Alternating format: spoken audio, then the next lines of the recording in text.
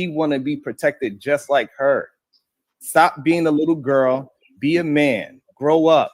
Stop so DJ, element. Stop thinking that because you're doing the correct thing, that means you're a bitch. Every time a man does, I had to do it. I was just over there. I had to drop down. I'm not getting sucked into this. I was trying to avoid it, and then I said, you know what? I'm gonna go up there. And I was up there, and this is pointless. What are we doing? This is why niggas have moved on. This is why the young niggas have just said, fuck it, bread or buns. I'm not trying to hear none of this goofy shit these niggas is talking about. This lame shit is not helping. Bread or buns, shut the fuck relationships up. don't argue, men not. So basically what he's saying is, in relationships, if it's a man and a woman, men not supposed to be arguing. So when they say relationships argue, so that's inaccurate. Look, people argue in relationships, but when things get too heated, it's better for people to go their separate ways. So, but he's not. Here's my thing. He's not addressing the woman that's lying. He's finding the reasons to blame a woman. I blame a nigga. I think it's because he's talking to you. You know what I'm saying? If he was talking to her, he'd probably give her some different advice too. You know what I mean? Well, he can't give out no advice. Ain't no nigga gonna sit up there and beat his ass before they listen to this nigga. Yeah. And for real. So because what he doing is some dangerous shit. He trying to put a woman on a pedestal and say if a woman lie on a man, don't you know how dangerous that is to even talk like that around niggas?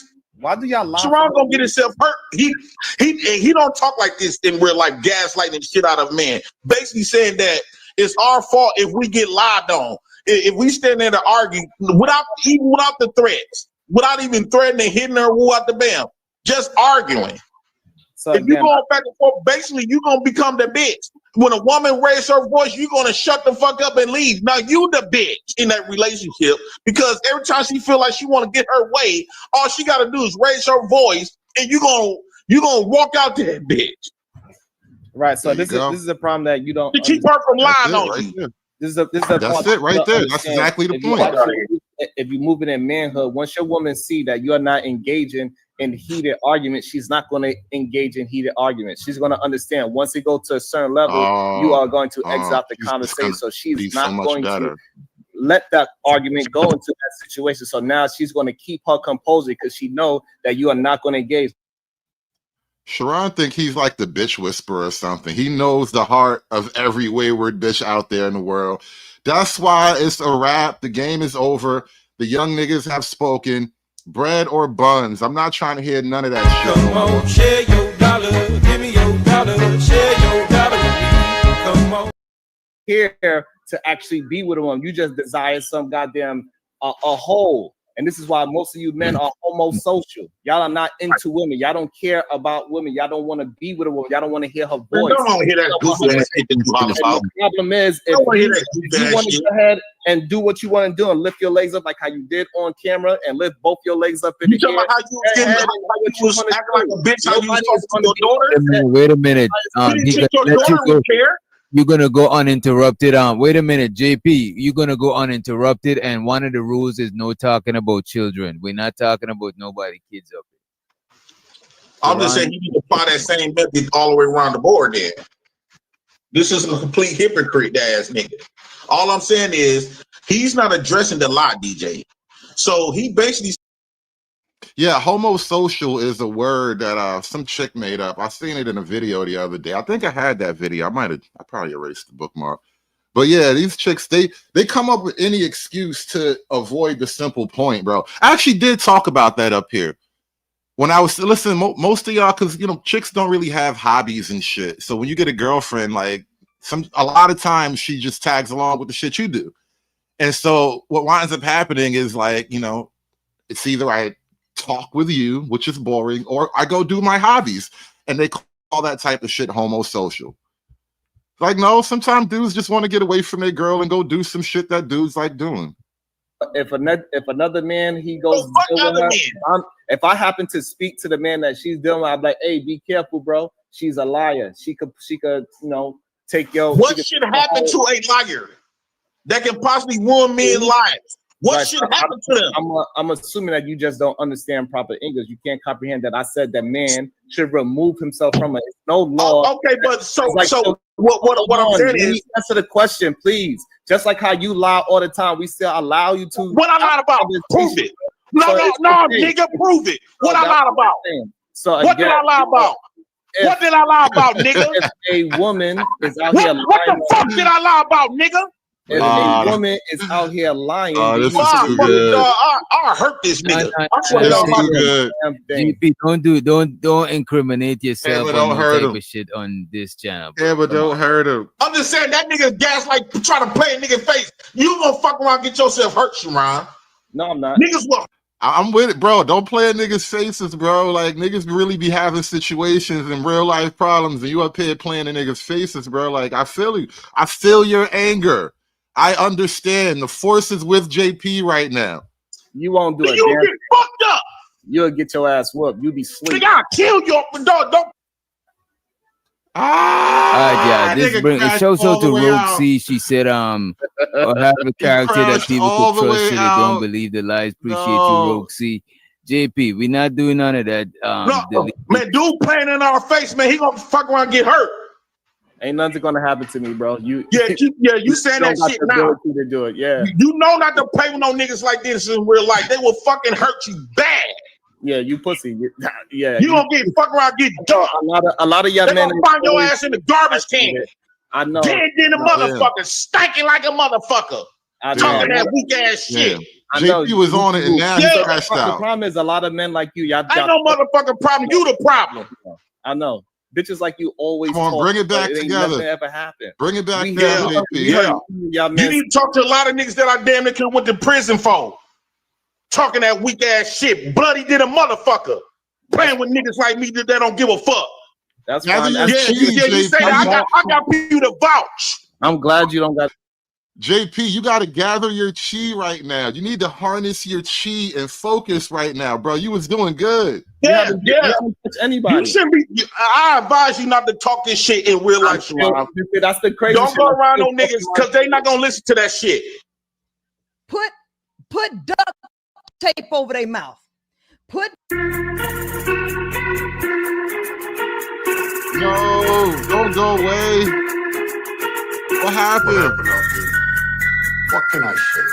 JP was running for president. What happened? Doctor? Did you just end it? Is it over?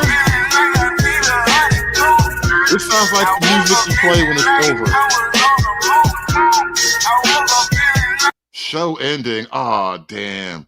And that's why I went live to capture this moment of greatness. Because I know he's probably going to private that shit. He's going to put it behind a paywall and then disappear it, put it in the memory hole. He's going to put that whole show in the file 13 and nobody ever going to see that shit again. Damn, this was great. This was a great thing. Oh, man. This was a great... I had to catch it. I had to catch it. You know, I felt it. I felt that it was a great moment in Black YouTube. And I'm all about the great moments, you know? I'm all about the great moments. We had a great moment on my channel the other day. I'm trying to capture all the great moments, man. Niggas be showing off. Niggas be showing out. This is amazing stuff to capture here. But I think it's a fair question to ask, bro. Like, what do you really expect a man to do against the chick just telling a bold-faced lie, bro? Like, come on, stop acting like there's a jujitsu that you can use to stop a chick from lying. If she gets an idea in her head, if she has a plan she wants to execute, if you become the obstacle to her dream, then she gonna do whatever it is she gotta do, bro. That's not even a real complicated math problem. But somehow the simple fact escaped niggas because it's an uncomfortable thing to sit and be present with. Like, she's gonna lie. Well, not even she's gonna lie, but if she does lie on you, if she tells a lie against you, you're in a bad spot because niggas like Chiron automatically don't know how to think through it and think maybe it's possible that this isn't, like, you know, the truth. You know, the Duke lacrosse team, right? Who was that guy that just got out of not just, but what was that guy, like Brian Banks or whatever? He was a football player. got out of jail after she like confessed and spent through all the money. Like it's a whole bunch of stories out here where like dudes have gotten jammed up because a chick lied and there was nothing you can do about it. Or like there was a child support case, I think somewhere in like Chicago or in the Midwest, where some woman just put a guy's name on paper. Like, I don't know how she came up with the name, if she saw the name somewhere, if she just wrote a random name down, but she put a dude's name down on the child support paper. Next thing you know, this nigga got back child support building up against him for years. Nothing he can do about it, right? Like, what are you supposed to do to stop some shit like that? And it's just that simple fundamental truth. Like, they are given a certain level of not just power, but credibility. And so it's like, bruh, shit bad out here, man. That's all the niggas wanted you. That's all you had to do is acknowledge, bro. It's shit crazy, man. You don't have to come up with no crazy scenarios about girls getting beat up and all of this shit. No, let's just acknowledge one simple truth. They be lying, and it's hard to get out of it once they start lying on you, bro. And it's hard to get out of it for exactly niggas like you. You are the exact reason why it's difficult to get out of that type of shit. That being said, let's move over here to the youth. Yes. Shout out to the youth. The youth are solving problems that the older generations don't know how to really handle. I like the new approach that the youth has taken to these problems. I believe the children are the future. Red pill them and let them lead the way. Yes, it's true that she was 80 years old and she fell down the stairs, but nobody's above the program. If she wanted my help, she got to give something up. Bread or buns. Damn. You 80 years old? You fell down 3 steps and you need me to help you out? Damn. How much money you got? I mean, I ain't greedy, you know, $2, $3. I'm not gonna tax a little old lady. I mean, you want to get up, right? You don't want to lay there or nothing, right? All right, let me, you know, I can make change for a 5. I got 5 singles right here. You know, we'll work it out. We will work it out. Shout out to the youth, bro. Niggas not trying to hear that bracy bullshit. Niggas not trying to hear it. See, this is the problem. You've been feeding this bracy bullshit to the youth, and niggas will overcorrect the hell out of you. That's what's gonna happen. You keep that bracy bullshit up, and niggas will overcorrect the hell out of it. And look at what we got now. Yes, it's true that she was 80 years old and she fell down the stairs, but nobody's above the program. If she wanted my help, she got to give something up. Bread or buns. But what does that even mean? Well, allow me to explain. The phrase bread or buns is typically used in response to a request, most often from a woman.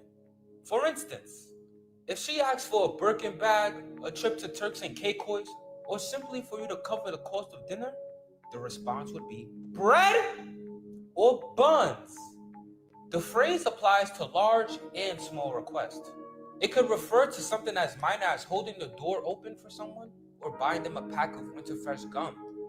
A lot of women believe that men only say bread or buns because they just want sex. No, it's not because of that either. True story. A couple years ago, back in the day, we in the projects and shit, right? And most of the time, this is an unspoken custom. So like chicks be coming down the step with their baby stroller or whatever, or they be coming in the building with their baby stroller. And there's always like a flight of steps in the projects. Like when you're walking in the building, it's never a straight walk-in. You always got to go up like 7 steps, right? So carrying that baby stroller up the stairs. And so this was me in my like red pill rage phase, I guess, right? I was pissed off. I was definitely in a moment. But me and my homeboy, we standing in front of my building, and we was just talking about something. It wasn't even nothing going on. And so this chick had like came out the building or whatever. She came in the building, and she walked right past me, right past my homeboy, like with her stroller or whatever. And she opened the door, picked up her stroller, just hefted that big ass thing up too. It was like a hefty, it was a chunky motherfucking stroller too. And she hefted that shit up and she carried it up the steps. And I watched and I turned my head and I went back to whatever, nothing. We was making time, as the Africans say, right?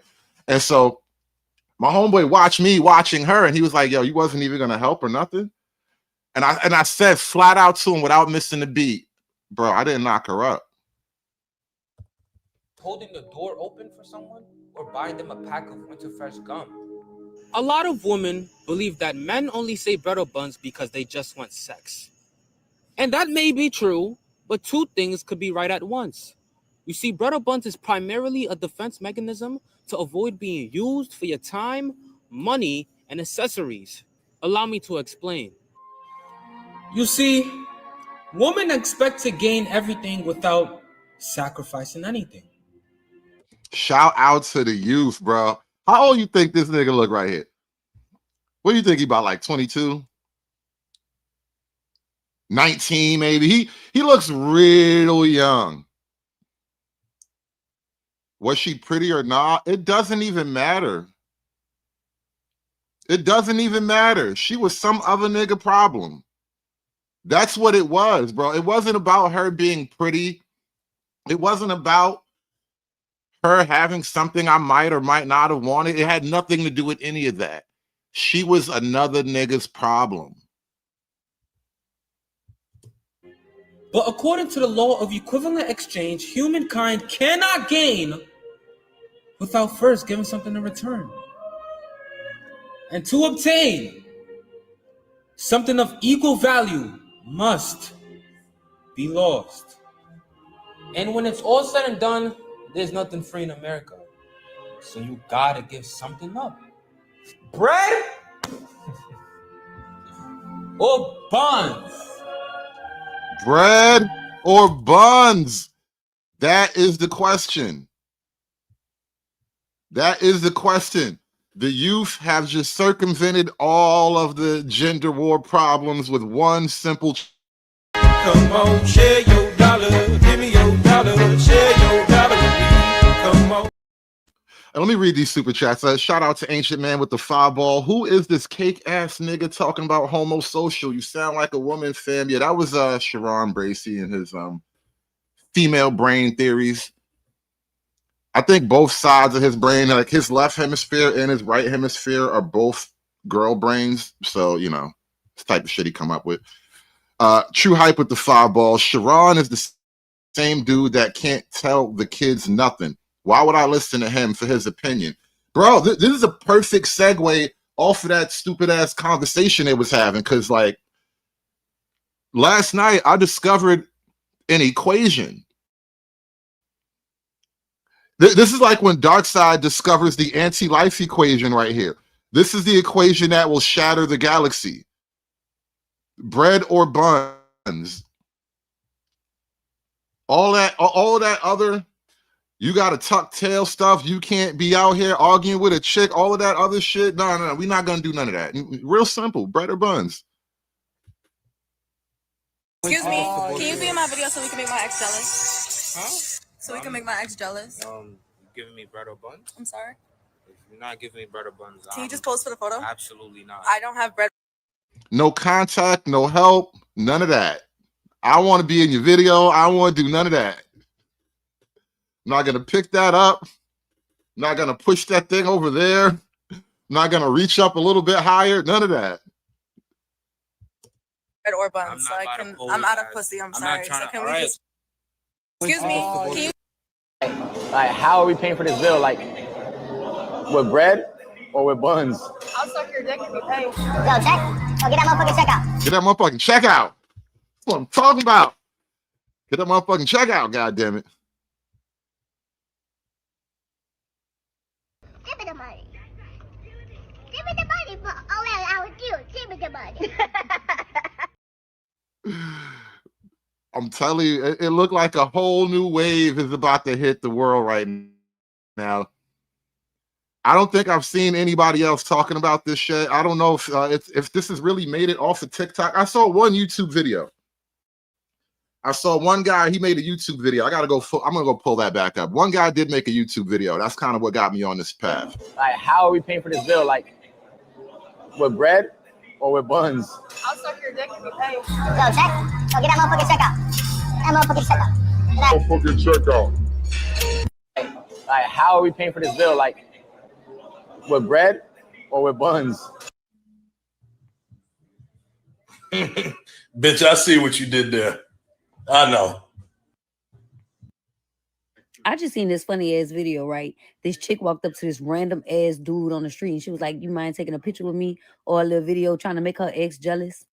And why the fuck do y'all do that? Because y'all be the main reason why motherfuckers really be getting knocked off on some shit. Y'all, why when she asked for the picture, the little dude said, you got bread or buns? And girl was like, huh? Bitch, bread or buns? You want me to put my life out there to make your ex jealous? I need some bread or buns. And I ain't talking hot dogs, ho. Okay? Bitch, a favor for a favor. You thought you was going to ask me for a picture and think I wasn't going to try to get some bread or buns? Bitch. Playing around with her going to get this man knocked off by an anonymous user. I just seen this funny ass video, right? This chick walked up to this random ass dude. Bread or buns? Listen to me, sweetheart. If you want an Uber home, a car ride home, some food, or a drink at the club, I need bread or buns. You see, sweetheart, I live by the law of equal exchange. To gain something, something of equal value must be given or lost. I'm loving the background music selection, by the way. This is nice, peaceful. It's like a Zen track in the background. This is the perfect music for the youth to adopt a core principle like bread or buns. Just let it wash over you. Let the equation become you. Bread or buns? Listen to me, sweetheart. If you want an Uber home, a car ride home, some food, or a drink at the club, I need bread or buns. You see, sweetheart, I live by the law of equal exchange. To gain something, something of equal value must be given or lost. Inflation is getting high in this economy. No, the young niggas not talk about inflation. This nigga like 21 years and a half old talk about inflation. God damn it, I done heard it all. I done heard the youth is out here talking about inflation. Do you understand what's going on? I need to call my broker. All right, there are signs. I think the bubble is about to burst. The bubble is about to burst. The market is about to change. All right, I need to call my broker. The signs are all around us, right? You got dudes out here. He wouldn't even be old enough to graduate college yet. Talk about the inflation rate. Oh no, the market is gonna crash. The market is gonna crash, y'all. Or buns. You see, sweetheart, I live by the law of equal exchange. To gain something, something of equal value must be given or lost. Inflation is getting high in this economy and it's the flea in my pocket, so I need something in return. I don't care if that shit is $1. You want an Arizona? Bread or buns? I don't care if it's $1. On some shit right now. Inflation is hell right now. I don't care if it's $1. You want an Arizona? I need $1. Matter of fact, Arizonas don't always cost $1 no more. They only cost $1 in the hood. You get out the hood, you go to a Wawa's and get you an Arizona, that shit gonna be like $1.48. I'm gonna need that 48 too. I'm not the one that's thirsty right now. You thirsty. Shout out to Ancient Man with the 5-ball. I saw it yesterday and I knew immediately it was over for the young Keyshites. Yeah, bro. The signs are all around. There are changes in the market that are happening rapidly. Look at that. Shout out to Carmen with the $1.99. Some bread for the content. You heard that. Bread or buns. Carmen was going to give up some bread, though. Shout out to Carmen with the $1.99. I need that bread. Thank you. Give me the money for all that I would do. Give me the money. I need that money. Shout out to Carmen. Bread or buns, y'all. The market is shifting. You want a honey bun? Bread or buns? You want a snack wrap? Bread or buns? You want a McChicken? Bread or buns? So if you want to... Yo, a McChicken ain't even $1 no more. I'm going to need that. Remember when McChickens used to be $1? That's when you could have got it for free. Inflation is a bitch, isn't it? When McChickens go back to being $1, then maybe we can talk about it. But now the market's shifting. Me, you either need to give me the bread or the buns. Now, don't take this as in surrendering the buns to another nigga. It's not like that. You see, if you're chips, you can't get the bread or buns offer. So this is exclusive to all who is eligible. So you, sweetheart, if you was told bread or buns, it's an honor. Bread or buns? I mean, it is type of honor because some chicks, I don't even want their money. Because if I get your money, then I have to deal with you. It is low-key an honor. I don't make this offer to everybody. You think I'm just out here negotiating with every bitch in the world? I ain't even got that time. I'm not even on it like that. The fact that we having this negotiation, I had to take a moment out of my day to make this math problem for you. This is exclusive to all who is eligible. So you, sweetheart, if you was told bread or buns, it's an honor. Bread or buns? Bread or buns? Bread or buns? Listen. I mean, like, we simplify the equation as much as we can because we know not everybody went through advanced level mathematics, and I don't want to have to get out the whiteboard and none of that stuff. So we condensed both sides of the problem to their simplest equations. Bread or buns? Anything in life can be condensed down to that simple equation. Well, let me reframe that. Anything between a man and a woman can be reframed into that simple equation. You know how, like, in math problems, like when you have a complicated set of fractions, what you want to do with a complicated set of fractions is individually try to condense each fraction into its simplest form, right? And so therefore, you go from a retarded number like 9/81 to just 1/9, right? Because 9/81 is a way different proposition than 1/9, but it's the same fraction as at essence, and that's what bread or buns basically does. We have simplified the algorithm for who is this? Gen Z, Gen Alpha, the young niggas. The young niggas have simplified the algorithm. Hey, Bunny, it's hard out here, full lady. I know it is. This is why I said, didn't I tell you this? Weeks ago, I started talking about this. I was starting to notice myself like feeling odd emotions and unfamiliar feelings. And it occurred to me I was feeling empathy. I had to like examine what's going on? What are these feelings that I'm feeling? Like, I'm feeling empathy. Holy shit. And that's when, the market was changing and I was realizing, like, damn, y'all really is going to be out here fucked up in the game, technically. I mean, there's going to be a lot of dudes in the world who be losing and shit, but, niggas always lose. I mean, technically, we breed a certain amount of niggas just to lose because, if you want to solve problems, you just throw a bunch of bodies at that shit until you get a pyramid built, right? And so niggas will always be losing to a certain degree, and that's all right. But it's going to be a lot of chicks out here on they're going to be unable to even compete in the bread or buns Olympics.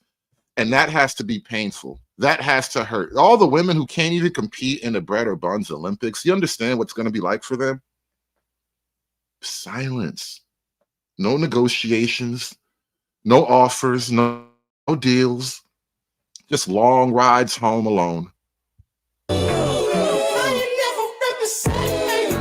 Goddamn copyrighted songs.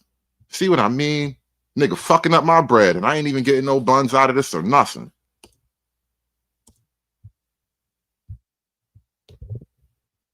The bread or buns t-shirt, they got merch and everything. Bread or buns. Hold on, let me get that image. Move your hand, nigga. Bread or buns, a noun. A price paid for a favor, not just in gold, but in the sacrifice of flesh. Example, can you take me out to eat? Bread or buns? What's the problem with that? As a man, it's bread or buns. What's the problem with that? As a man, you're supposed to provide. You're supposed to provide. You're supposed to be the breadwinner. Who told you that? And now men are complaining for doing. Hold on. Who told you I was supposed to provide? Your single mom? Who told you that? You get your single mom up here and you tell her to explain to me how I'm supposed to be providing. I don't think you understand. We have updated the algorithm, sweetheart. It's bread or buns. What's the problem with that? As a man, you're supposed to provide. You're supposed to provide. You're supposed to be the breadwinner. You're supposed to do these things. And now men are complaining for doing men things. If I gotta pay for dinner, you gotta give me bread or buns. When did men stop doing the things that they're supposed to be doing? Who said it was my job to put food in your belly? You're an adult woman. You can put food in your belly all on your own. Don't ask me to do a thing you should be doing. You are perfectly capable, right? You look strong. You look independent. Your back ain't even big or nothing. You got this, girl. You got this. Yes, Thanos had to give up Gamora in exchange for the Soul Stone. You got to give up something. You got to be willing to exchange something. All this talk about the table, all of this talk about the table, you got to give up something. And hey, bro, and I seen you in the last show too. Like, you got to get over yourself, my nigga. You got to get over yourself. We don't clutch pearls here, all right? I don't give protection. The nigga obviously is what he is, and this is what happened. I draw the conversation out, because if I had ended the conversation right when you rage quit, we wouldn't have learned more. I asked him how you got what you got, how you made that shit happen. The nigga wound up blaming slavery, bruh. If I had to quit when you rage quit, we would have never got the extra gems out of the moment. The nigga wound up blaming slavery, bruh. Just stay in the comment section and let me do my job. I have a job to do. This is how it works up here. You have to capture the moments, man. Stop being a woman. Now, back to the mission. Bread or buns, all right? This is the new algorithm. We have solved the equation. They kept trying to have that table talk bullshit. What do you bring to the table? I am the table. No. There is no table. There is only bread or buns. There is bread, and then there's buns. And then there's whatever the hell you talking about. As a man? Time out. Allow me to explain what's going on. Men are not complaining. Now pay attention.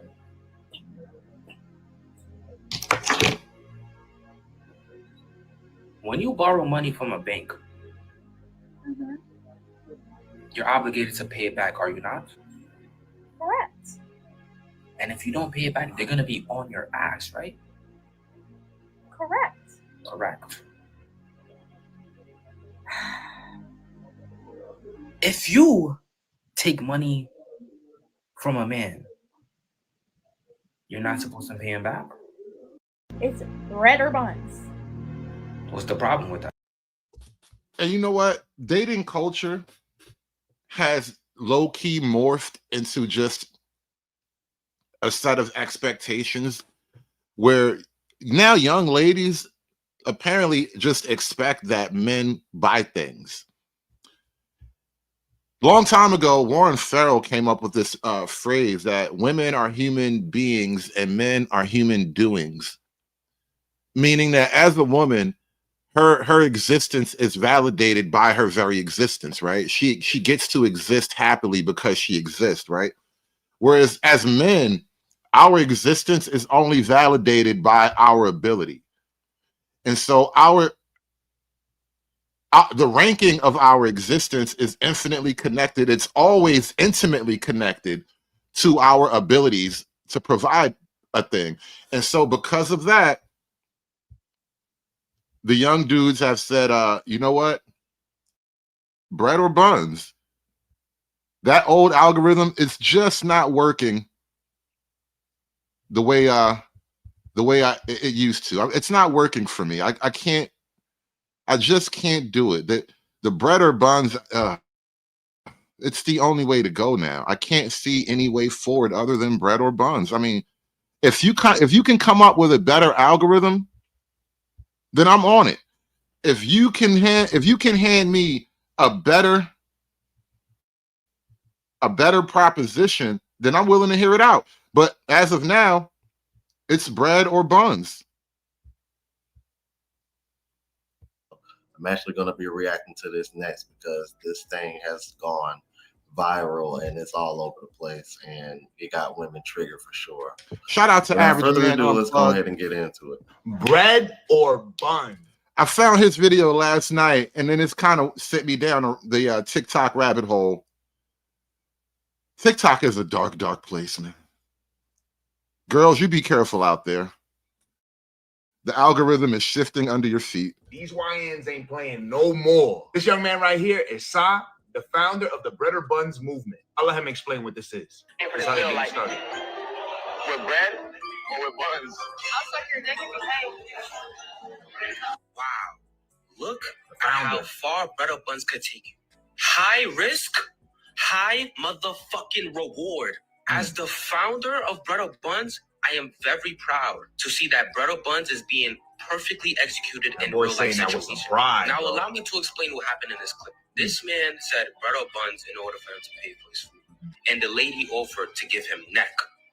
These are two people who 100% understand the law of equivalent exchange. Humankind cannot gain without first giving something in return. To obtain something of equal value must be lost. I want you guys to understand that Bread or Buns is deeper than what you guys think it is. It's not just a joke. This is real life. We be up front, we get what we want. You want your nails done, hair done, they not get taken out on a anymore, date, bro. Chanel bag, Lululemon, you gotta give something up. Bread or buns? Sa is working as the voice for young men in society. Them boys are done doing things for free. And although this is funny and viral, I think it's important for us to acknowledge the transactional nature of human relationships now. These young kids is getting straight to business. You want your nails done? You want these back? Fine. Bread or buns? How you paying? I'm sorry. Oh man, this shit is funny as hell. But it's like at the same time you can't get mad at it. It's too much dry begging going on the internet with these women nowadays for a trend like this to go viral to not make sense why it's going viral. If women weren't dry begging on the internet so much, something like this wouldn't go viral like that. Let's be real. Let's be real. We all know the reason why this went viral. The reason why this goes viral is because these bitches be on the internet dry begging all the goddamn time. Thank you, Carmen. Thank you so much for seeing the value in me. I appreciate that greatly. I too think my dick is worth a dinner. Shout out to iControls with that $5 super chat. Bread or buns is slavery. It's Jim Crow. It's same speech Whitey gave. Oh my God, not Jim Crow. This nigga said bread or buns is just like Jim Crow. This makes Jim Crow look like Jim Eagle.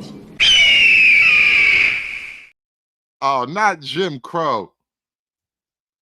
Listen, man, sometimes you got to Jim Crow the pussy, bro. I don't know. I don't know if I should even apologize for that, bro. It is what it is.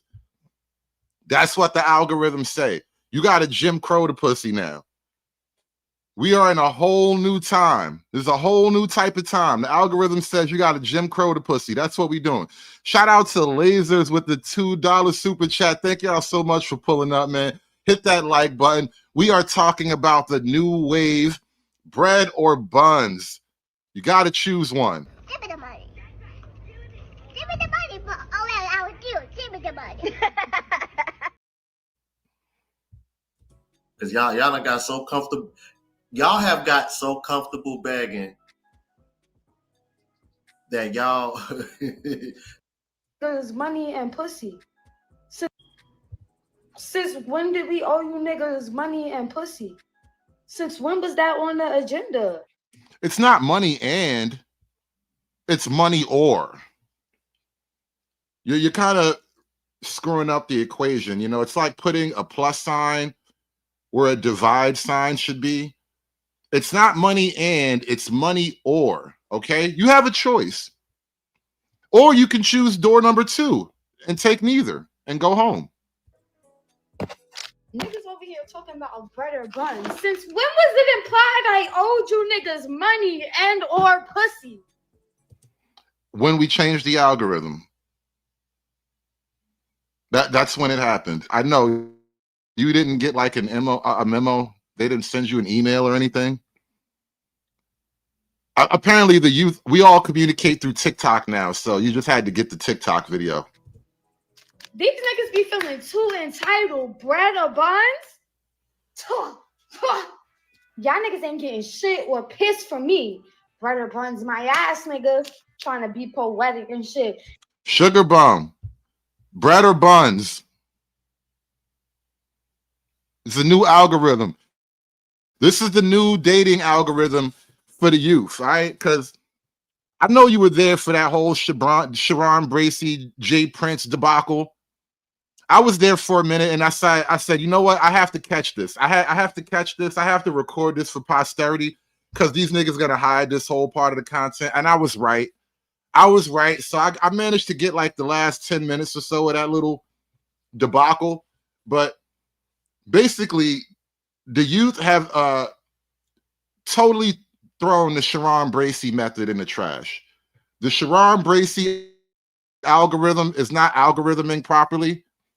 And so the Gen Zs, the Zillennials, the Millennials, the Gen Alphas, whatever, they have come up with a new functioning algorithm. And they just released it like the day before yesterday. Bread or buns, sugar bum? Bread or buns? Tell your boy Chiron the new algorithm is out. Bread or buns? The Chiron method is old. We have upgraded, and actually we totally discarded the Chiron method. These young niggas not even trying to hear that shit no more. All of that, don't get into an argument, all of that, oh, she start tripping, you just walk away. Listen, no, how about this? Bread or buns? You mad? Bread or buns? Even my arguments cost money now. Nigga, you eating my pussy or you going home? Fuck all that bread or bun shit. Y'all niggas is way too entitled. Who came up? Who's the original co-founder? Cause I have some words for you, bread or buns. Since when did we owe you niggas money and pussy? Since when was that on the agenda? Like, what the fuck is happening in America? You see how confused they are too, though? That's the beauty of it. The what the fuck of it all. Remember yesterday we were watching the EB-tivities and that one girl, she was like, oh fuck. That it was so perfect. It was kind of like that. Just the oh fuck of it all. Now I gotta give up some pussy or some money. Why though? Why? Why? Who can? She's gonna come around. I promise you, she's gonna come around.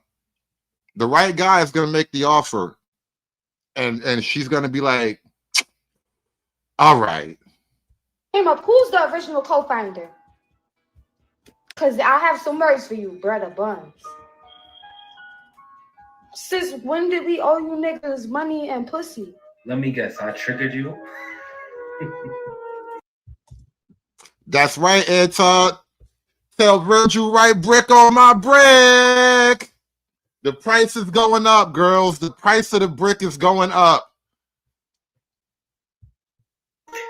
I'm actually the founder of Or Buns, and it's nice to meet you too. See, it seems like you're a little bit irritated by the term bread or buns. You see, you don't owe us a thing. Bread or buns is not a demand, it is a request. After you ladies go ahead and ask for something that you feel obligated to. You see, the reason you're so irritated is because you don't like the fact that you have to give something in order to gain something. You want to gain all without sacrificing anything. But I'm sorry to tell you that you need to understand the law of equivalent exchange. Humankind cannot gain without first giving something in return. Right. My man is out here with his glasses and his hat on, educating the youth, bro.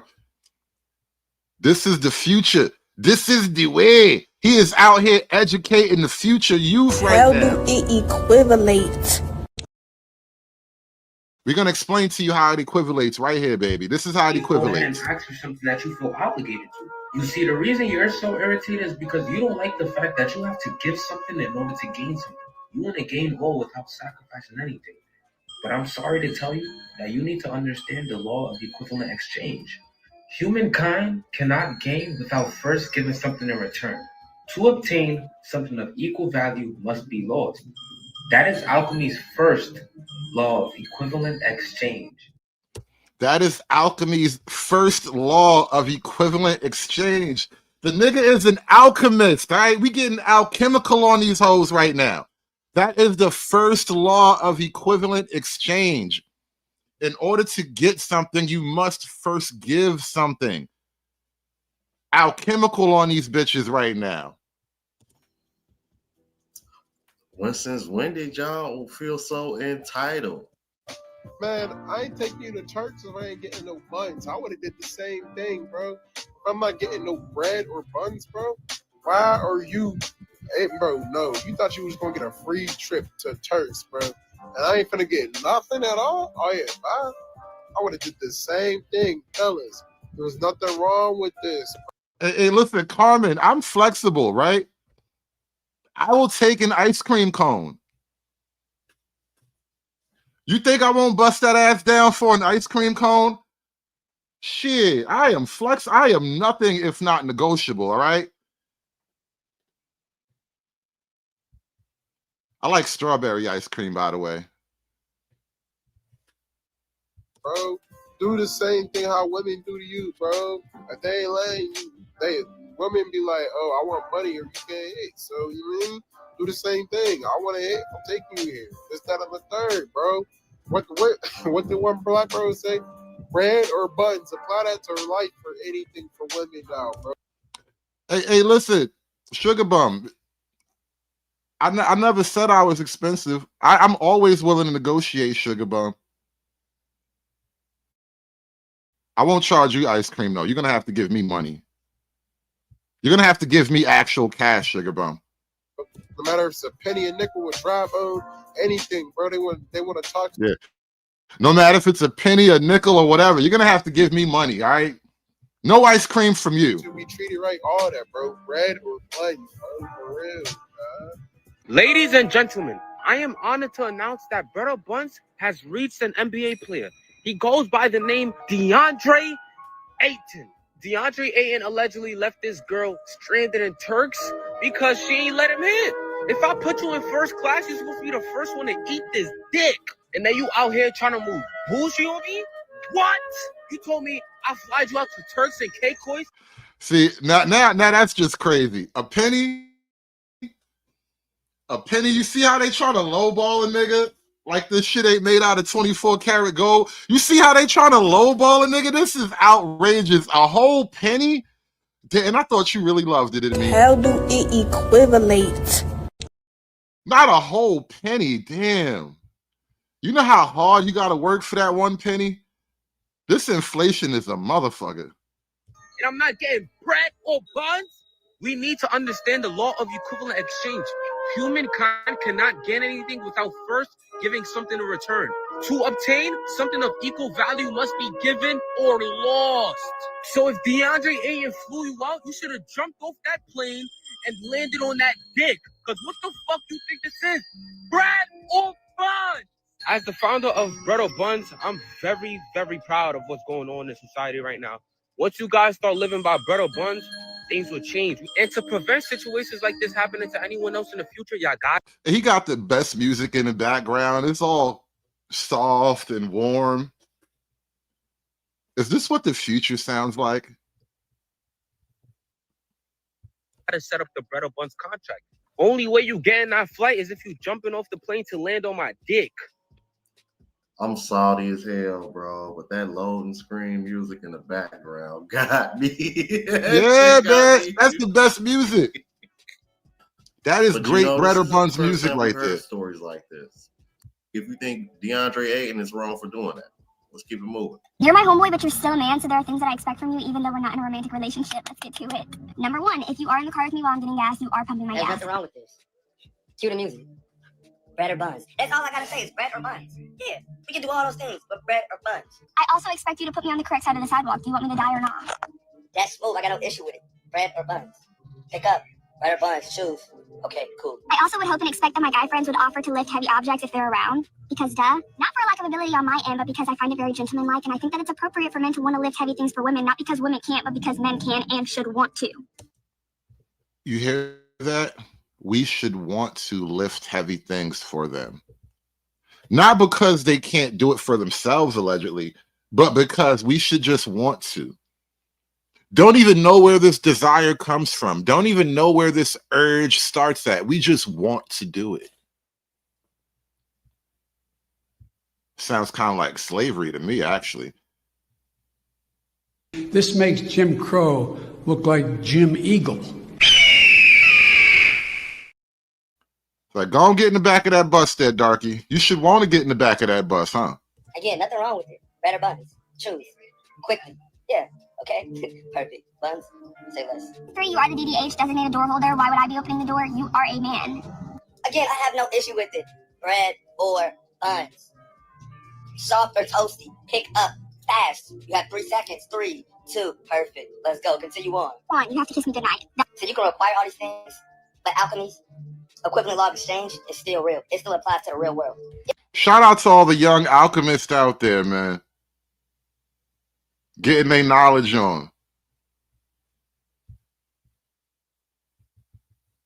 I didn't know we were bringing alchemy back. Yeah. So you can require me to pump the gas, open the door, protect you, walk you to your car at night. But you know what I'm saying? When a nigga look down and a nigga need to get lifted up with some words and heads of encouragement, yeah, are you gonna be there? Bread or buns? Yeah. When I want the new 2K, are you gonna empty the pockets out? Bread or buns? Again. When I'm feeling a little hyper, you know what I'm saying? You know what I'm saying? You gonna throw that neck, bread or buns. You feel what I'm saying? So it's just like simple exchange. You know what I'm saying? I scratch your back, you scratch mine. Simple as that. I do expect my homeboys to walk me to my car if it's late. All these expectations, and dudes can't have no expectations. It's crazy. The bonnet big fan of bread and buns. I would even be bold enough to say this is male empowerment. I'm proud of you guys. In 2025, we made so many male empowerment moves. We had twerking to showcase our dominance, and now we got bread and buns to show off our intellect. Bread and buns. Hold up, what that nigga just say? Dworking. Twerking to show. The nigga just said dworking. God, I'm scared to even look. TikTok is hell, bro. I'm telling you, TikTok is hell. I learned things on TikTok that I wish I could unlearn. Like, I be wanting to scrub my memories after I be on TikTok sometime. The nigga just said dworking. And I'm scared to follow. I am scared to learn. One of you niggas go look it up and come back and report. I don't want to know. I don't think I want to know. I don't want to have to find out. Our dominance, and now we got bread and buns to show off our intellect. Bread and buns. Nigga said dworking to showcase our dominance. Empowerment. I'm proud of you guys in 2020. And he got his tight bonnet on too, by the way. The nigga bonnet rocking proudly though. The nigga got on his low profile bonnet though. He ain't got on like the big froofy bonnet that chicks be having though. He got on a low profile bonnet. This is like the do-rag version of a bonnet right here. Nigga said working to show our dominance. Oh my God. 25, we made so many male empowerment moves. We had working to showcase our dominance, and now we got bread and buns to show off our intellect. Bread and buns is a movement, if you want to call it that, where you really evaluate the situation you're in. And if you're not getting bread, like money, or you're not getting buns, as in yams, what are we doing here? Those are the two things that make the world go round. So if I'm not getting either of the two in this situation, what am I doing here? Let's say you're at a host house, right? She just yapping, doing all this. There ain't no action going on. She running up your pockets. You did nothing but spend money all day. You're not getting any bread from this situation. And you're for damn sure not getting any buns. So cut bait, fish in another spot, bro. Why are you there? It's best that you separate yourself from this situation and this woman unless things change in the future. Because again, you're not getting any bread, you're not getting any buns. Now, if you had a good head on your shoulders, this is something you've known all along. But it being recited this way and being brought back to our attention by really just saying it to where we can't miss it, if it's something catchy like bread or buns, it means the world to me. As men, I don't know if women really consider things in this way, right? But as a man, there've been several times in my life where I've like done the math of like my total monthly expenses, and just for the fun of it, like, all right, so it costs this much money to be me every month, right? And so once you can break it down by the month, you can now break it down by the week. It costs this much money for me to be me every week. And then you can break it down by the day, right? It costs this much money for me to be me every day. And now you can even break it down by the minute. And this is where dudes either grind or die. Every minute of your day is either spent making money or spending money. And you have to overwhelmingly choose making money over spending money. There is no other equivalent. There's no other calculation but that. Every minute of your day is either a minute spent making money or a minute spent spending money. Now, perhaps you can just be sitting on the dock of the bay wasting time, but time is money itself, right? Because every minute goes by is either a minute where you made $1 or you didn't make $1. And so now you have to think about how much time I spend making money versus how much money I spend. And this is an equation that is ever present. I don't know if women think about it in these terms. It brings us back down to earth. It's like a positive affirmation. I'm a fan, bro. Color me impressed. I already make an intrinsic evaluation of things before I go out and do it. Like I make a little pros and cons list in my head, right? Say, okay, what am I really getting out of this situation? Is this a time waster? Could I be putting this more towards, I don't know, social media growth or business growth or whatever it might be? Could I? Right. If your pussy not making me money and I'm not even touching it, well, I need to go find a way to make money or touch some pussy or something. This is just not working. This situation, this algorithm is all shot. I'd be putting in an extra shift at a physical 9 to 5. Am I going to be getting bread from this situation? No. Okay. So at the minimum, surely I'll be getting buns, right? But she's talking about, oh, I'm on my woman period. It's like, oh shit. So no buns either? No bread or buns? Just quality time? And you're spending my bread? What are we doing? Quality time is just time spent and money spent. Back to the equation again. I'm just saying, man, bread or buns, bro. Don't fuck up my algorithm. This is a perfect algorithm. You haven't found a more perfect algorithm yet. This is the equivalent of Dark Side's anti-life equation. We're going to shake the universe with this right here. We're going to take this and conquer the multiverse. Bread or buns across the multiverse, all right? What are we doing? No, this shit is it. Yeah, keep this movement going, man. This is male empowerment. I love it. Join that Discord. Follow the Twitch at DHA Grand Caravan. Sub to the YouTube. Bro, that one guy who created bread or buns has to be our generation's Aristotle, bro. Because I've genuinely not seen anything else so inspirational. Where in the hell is this nigga? Is this a Scottish nigga?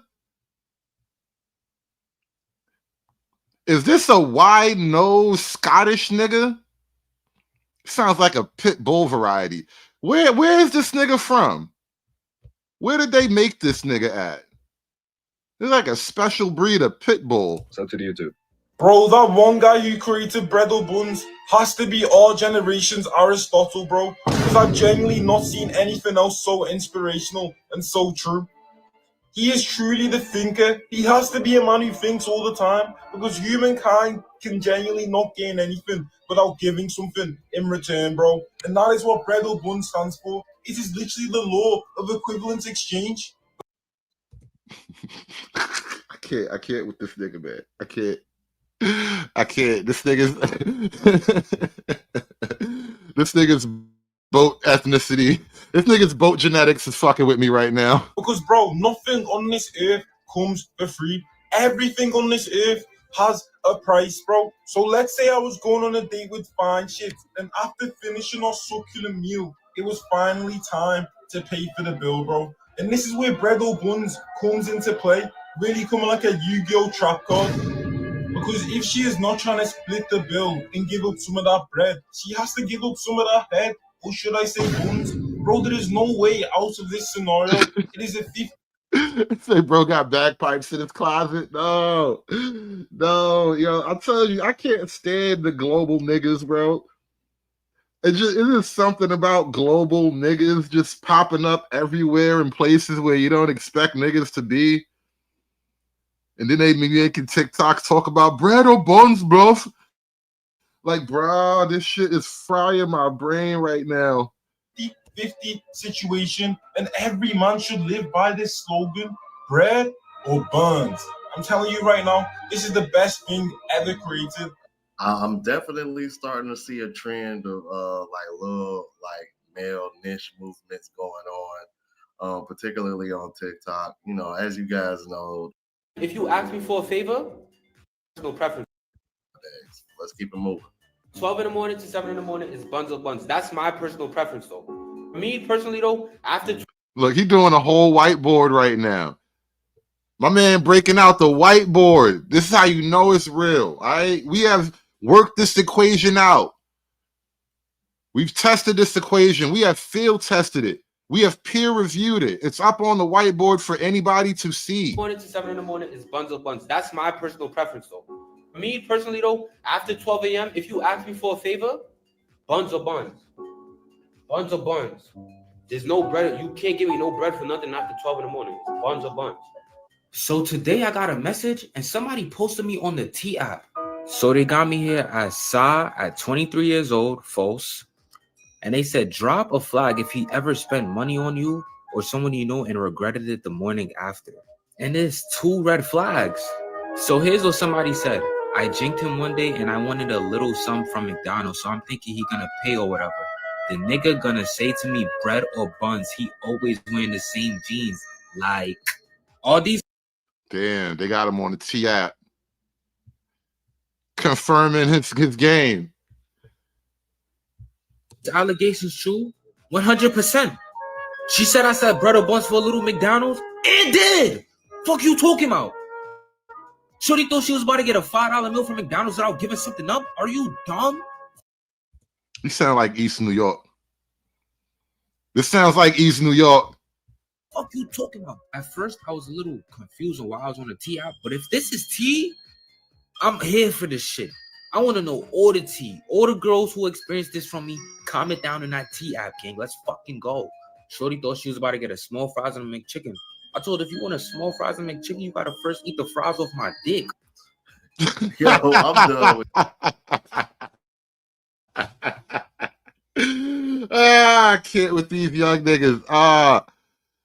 These young niggas, they must be stopped.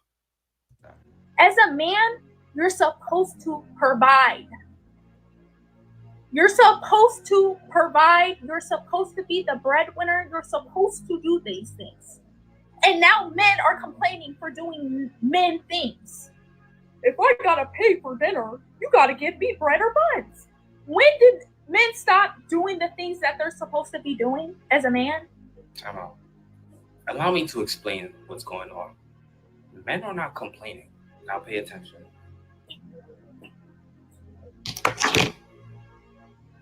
Yeah, I think you onto something right there, bro. Dylan James says they grew up in the gender war. These are the child soldiers of the gender war. Imagine that. You know how like in Africa, they have that concept of the child soldier where like you strap an AK to a kid. You throw an AK in the 12-year-old's hands and you know give them some dope or whatever. Whatever that grassy shit they smoke in Africa is, cot or something like that. You know, you give them a gun and you send them out on a mission, right? These are the child soldiers of the gender war.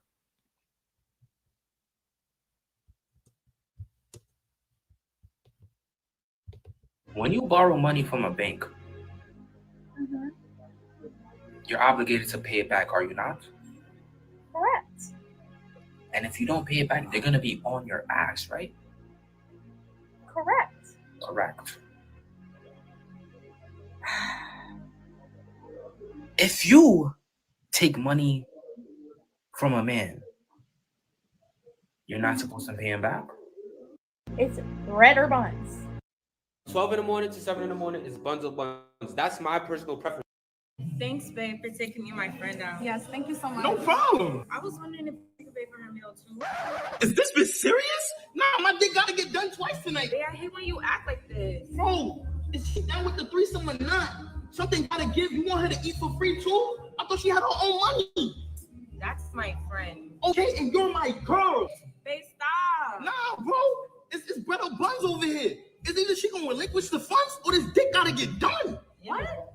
Broke ass nigga, I told you stop fucking with these broke niggas. Let's go. Let's go. Bye, hungry.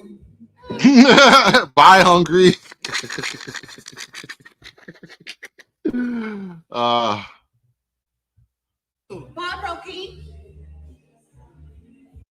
She fat. Like, how are we paying for this bill? I don't understand that. Bread or buns? Like, I don't get that. Let's say I'm fucking with you, right? And let's say you like, yo, Idris, can we go to a nice restaurant?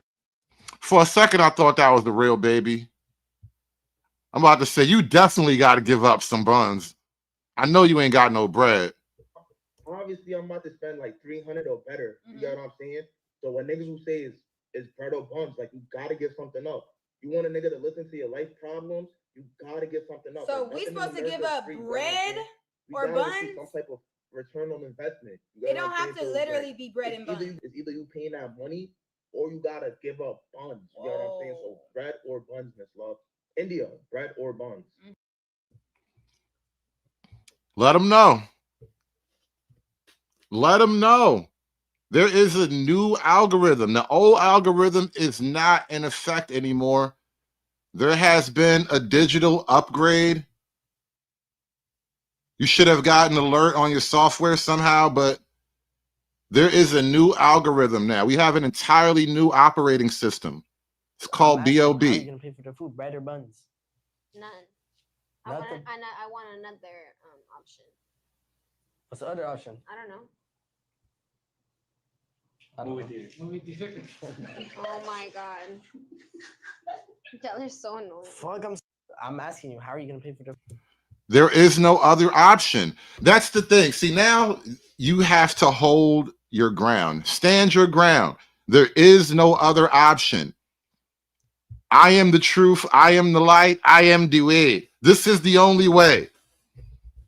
Shout out to KMS with the 5-ball, moving like horse for the past 3 decades, and now shocked that men are mirroring their transactional ass. No more whole loans. Beaches got to pay up front. I mean, it's only rational. Like when people have bad credit, they have to put up collateral. You can't just expect things for free. Your credit is shot. No more money for you. It's lazy. You lazy. You lazy.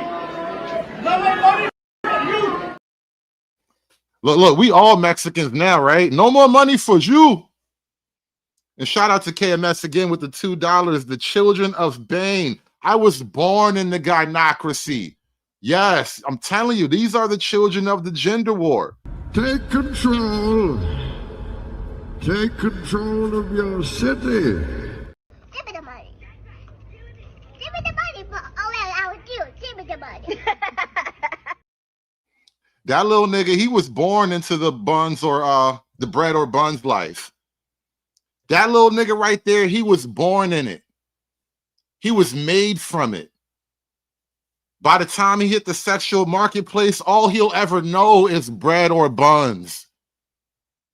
Give me the money, or I will do. Bread or buns.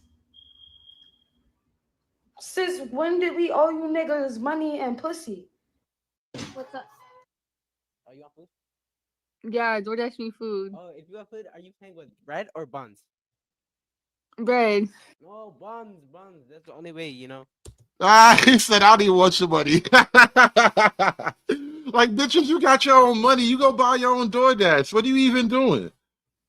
What are you even doing here? Why are you even playing with me like that? That's the only way I can buy you food. Buns. Oh, you're gonna pay with buns? I don't. What is that? All right, I'm buying that shit right now. Okay. Wait, what do you want again? What do you want? Give me McDonald's. Oh, McDonald's. Okay. Look, he hyped too. He like, oh, this bitch hungry for real. He like, she really want this McDonald's. He hyped. He can't wait to make the deal. This is like watching a Wolf of Wall Street right here. You see a nigga, they young and hungry. They are aggressively pursuing leads right now. These niggas are on it. No, Starbucks. Starbucks. What do you like from Starbucks? Caramel frappe. Oh, you want food? So apparently, India Love does not jack the bread or buns lingo. India Love was live streaming a therapy session, and two young gentlemen by the name Zay GTM and Idris Module went up there and told her that these ladies gotta give up bread or buns if they want any favors. And India like, oh no, I'm not jacking that. No, bread or buns, no. But yo, what happened when DDG gifted you 200 subs? She threw those buns. Word of my mother. Oh, say word. See, it was low-key bread or buns this whole time, but y'all niggas just wasn't maintaining the algorithm. It could have always been this way. Threw those buns through the Twitch. Like, yeah, you do the buns virtually, but you know what's up, because niggas is not spending bread for no reason. My son DDG gifted 200 subs and you got straight to it like a dancer. Word of my mother. If DDG gifted those subs and you ain't waste no time giving up the buns. 200 gifted ain't cheap. You know you had to give something up. You can fool everybody else, but you can't fool me. In India, it's all love. But you know, if you want that Chanel bag, it's bread or buns. So apparently, Word to my mother, what are you on this planet for if you're not giving niggas bread or buns? Nah, can't sound violent to you. Wow. Whoa, wait! Bread and butter, that's bad luck. Stop splitting the ball. I don't care about no bread and butter unless you're giving me bread or buns. Fuck you talking about? Nigga, it's mad cold. Give me your shirt. Bro, you keep begging, bro. Stop. Bread or buns? Yes. Let me get this out. What? Yo, gang. If you're not giving me bread or buns, don't come in no TikTok. Wow. Yo, bread or buns, gang? Okay. Word to my mother, what are you on this planet for if you're not giving? That's a really soul-crushing question, though. What are you on this planet for if you're not giving me bread or buns? And now it sounds vulgar when you state it that way. Let me reduce the vulgarity. As men, I don't understand women's desire to be like out here in the world working and striving and competing with men. Like I understand there will be a small percentage of women who just are like that and they can survive in that shit, and that's fine. But this giant wave, we're like, yeah, we can do it too, and I was like, I just don't get it. All right, so now you got your money. Like, what's it for? It's not to start families and shit. Like, I just don't get it. And so I think bread or buns kind of short circuits that equation right there. Like, all right, so now you got it. You out there in the world. It is what it is. Bread or buns now. Hey, I want to sip. No. He put his balls in it. You don't want that. Stop stopping your feet like you're 7. Yo, if they want to sip, it's better buns. What you on about? No, it's better buns. I bet. Yo, if you want to sip, it's better buns. Do you have water? Are you gonna slide and provide? What? Better buns. I don't know what that means. Better buns. Which one? Okay. I see what that tongue be like. Which one? She's definitely giving up the buns, y'all. She's definitely going for the buns. Another satisfied customer. Better buns. Oh, don't play with him. Cheat. Who cheat? You cheat. You not fit. Do it. I'll spend 30,000 on you right now. Do it. I'll spend 30,000 on you right now. Do it. On God. I dare you to do it. You think I'm broke or something? You could. I'm really out here having it. Really, cheese. So what the fuck is a couple thousand to a nigga that's having it? Stop playing with me. Stop playing with me. What the fuck? Spend that shit. About that shit. Man, spend that shit. You gonna get it back? Can I get some ass? From who? Exactly. Exactly.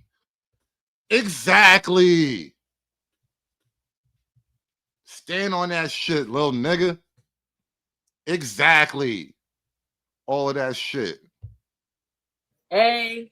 Damn, hold on. Y'all all got bread or buns for me? What? Huh?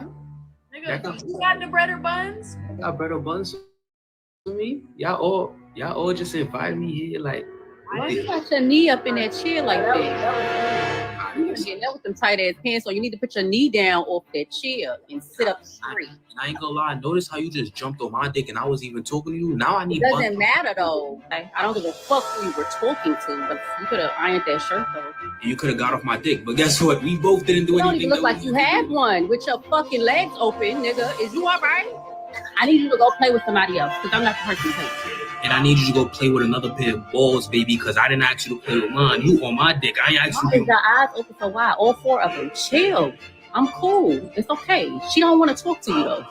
4 eyes, that means that's 2 people. You know what I'm saying? That's 2 dicks in your mouth. That,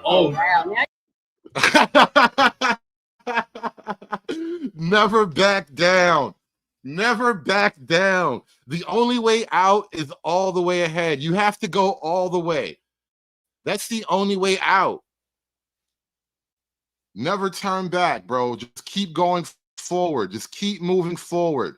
Never back down. The only way out of this is straight ahead, bro. I'm cool. It's okay. She don't want to talk to you though. 4 eyes, that means that's 2 people. You know what I'm saying? That's 2 dicks in your mouth. That, I want all of this bun shit to get the fuck out of my chest. Don't eat dick. Let me mute Hey, this what nigga. does your shirt say? My shirt say bread or Bread or buns? You mean? Bread or buns? Breadorbuns.com if you want to cop this shirt, you heard?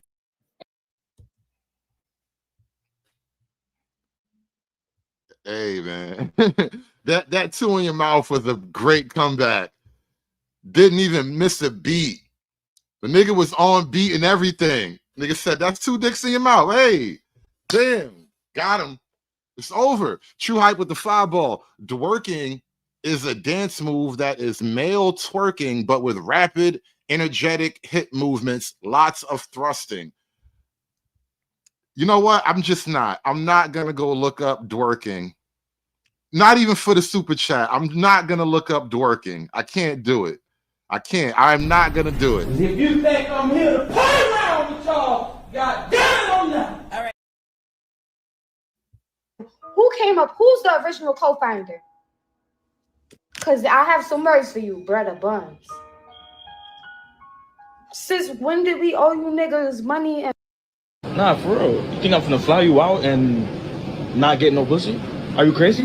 It's 2025 and we gotta stop acting oblivious to the obvious, gang. If I fly you out, that means I'm the pilot, aka I'm controlling the plane. And I'm not forcing you either. But if I pay for that flight, I'm also paying for where you land. And I want you to land on this dick. And if not, skedaddle. Bread or buns. As the chief executive officer of Bread or Buns, I am very, very proud that the movement is getting stronger and bigger because there is nothing free in America. You literally have to pay for every single thing in this economy. You have to pay for food. You have to pay for clothes. You have to pay for water. And you think I'm about to just pay for this flight and not get nothing in return? Nothing free in America. So when I want a return on investment, why are we drawing the line at bread or buns? You have to give something up. Humankind cannot gain anything without first giving something in return. To gain something of equal value must be lost. You gotta come up off some bread or some buns, man. It's a really simple equation. Eventually, it'll catch on. You'll get it. Yo, ma. Yo, baby. Right off the bat, you got Butter buns. Butter buns. Breados and banos. Baño? Baño and breado banos. Okay, come on. No. Breado baños. Girls just be fucking up everything. Look at this. What's going on here? Bread or buns? If I can't put my belly on your back while I'm hitting it, bitch. Bread or buns? Oh, God damn it. It's gone viral. It's hit the street. This bitch said she want to see my teeth. She gotta give up bread or buns. This bitch don't say she not gay. Why the fuck that matters? She still gotta give up Bread or buns. This bitch want me to take her out to eat. She either giving bread or buns. If that bitch don't got a fucking STD with a big back, is it bread or buns? What about fucking buns? This bitch want to touch my hand. She either giving bread or buns. How are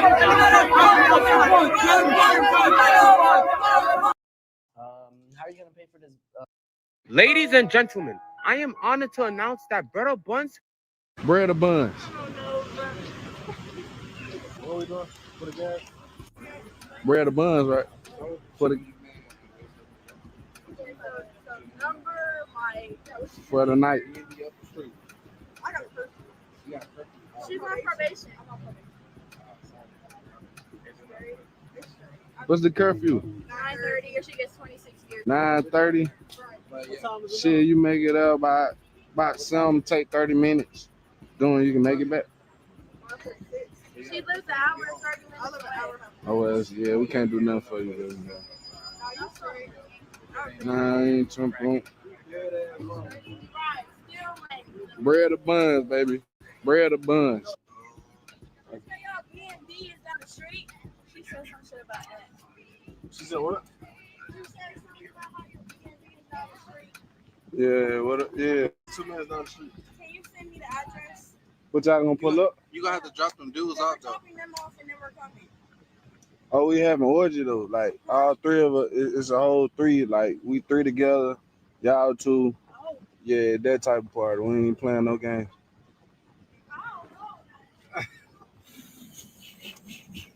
Bread or buns? What are we doing? For the gas? Oh, you want a skin? Yeah. Hey, bread or buns? What does that mean? Bread or fucking buns? You gotta get one or the other up. Bro, if I had to choose, then... Damn, you even got Lynn on it. Shout out to young Lynn. Bread or buns? You gotta give up something. And you know Lynn is good at math. She was on it immediately. I'm gonna choose buns. So you gonna let me crack you? Yeah. Later, okay? Oh, go for it, homie.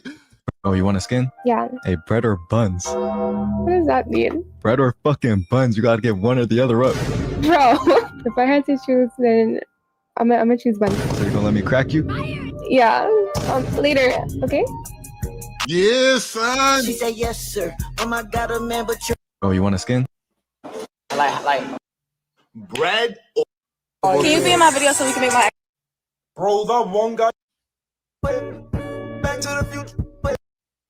So I'm scrolling on TikTok, minding my motherfucking business, and this boy out here talking about, oh, I'm the president of bread or buns. If a nigga fly you out, basically, like, you feel me? You either giving him bread or buns. Like, whoa. You know what? I feel like ARC is smiling down from heaven right now. Because this is a version of mode 1, technically. And so with ARC being Mr. Mode 1, I feel like he's smiling down from heaven. It's like the kids are are mood wanting without even having to go to a meeting or take a seminar or nothing. They ain't never read a book or none of that. Whoa, hold up. I didn't know there was a quid pro quo that if a nigga fly you out, that you gotta give him buns. Like, if that. What you mean you didn't know? What you even mean? You see, this is why we got to put the algorithm out there. They really be acting like they didn't know. And stop playing in my face, man. What y'all agree on, then that's different. But if he chooses to fly you out with the hidden intentions that he want to crack, and that wasn't discussed, you're not entitled to give him none of that. Like, you get what I'm saying? Like, he can fly your ass back home, and you could take yourself right back home or go chill with the next man. What like, you mean fly you? What do you mean fly your ass back home? That's more bread. That's even more bread. I'm gonna need you to work out the bread part because you're clearly not handling the buns part. So I'm just gonna have to let you do your thing. But this brings the problem that girls be quick to hop on a flight that a man will pay for, and then when they want something from them that was never discussed, it makes the situation mad awkward. I feel like personally, if you Oh, Sugar Bum, hold on. Did you say you don't need a man when you have a job and a degree? Really? Really? Get off fucking shore!